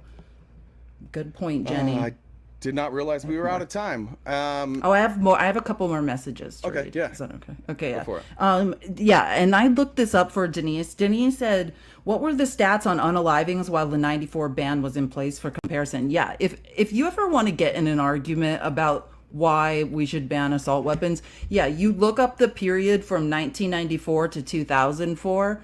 And in the years after the assault weapons ban went into effect, the number of deaths from mass shootings fell, and the increase in the annual number of incidents slowed down, even including 1999's Columbine High School massacre, the deadliest shooting during the period of the ban. The 1994 to 2004 period saw lower average annual rates of both mass shootings and deaths resulting from such incidents than before the ban's inception. And then from 2004 onward, when the ban sunset and they didn't renew it, the data shows an almost immediate and steep rise in mass shooting deaths in the years after the assault ban expired in 2004.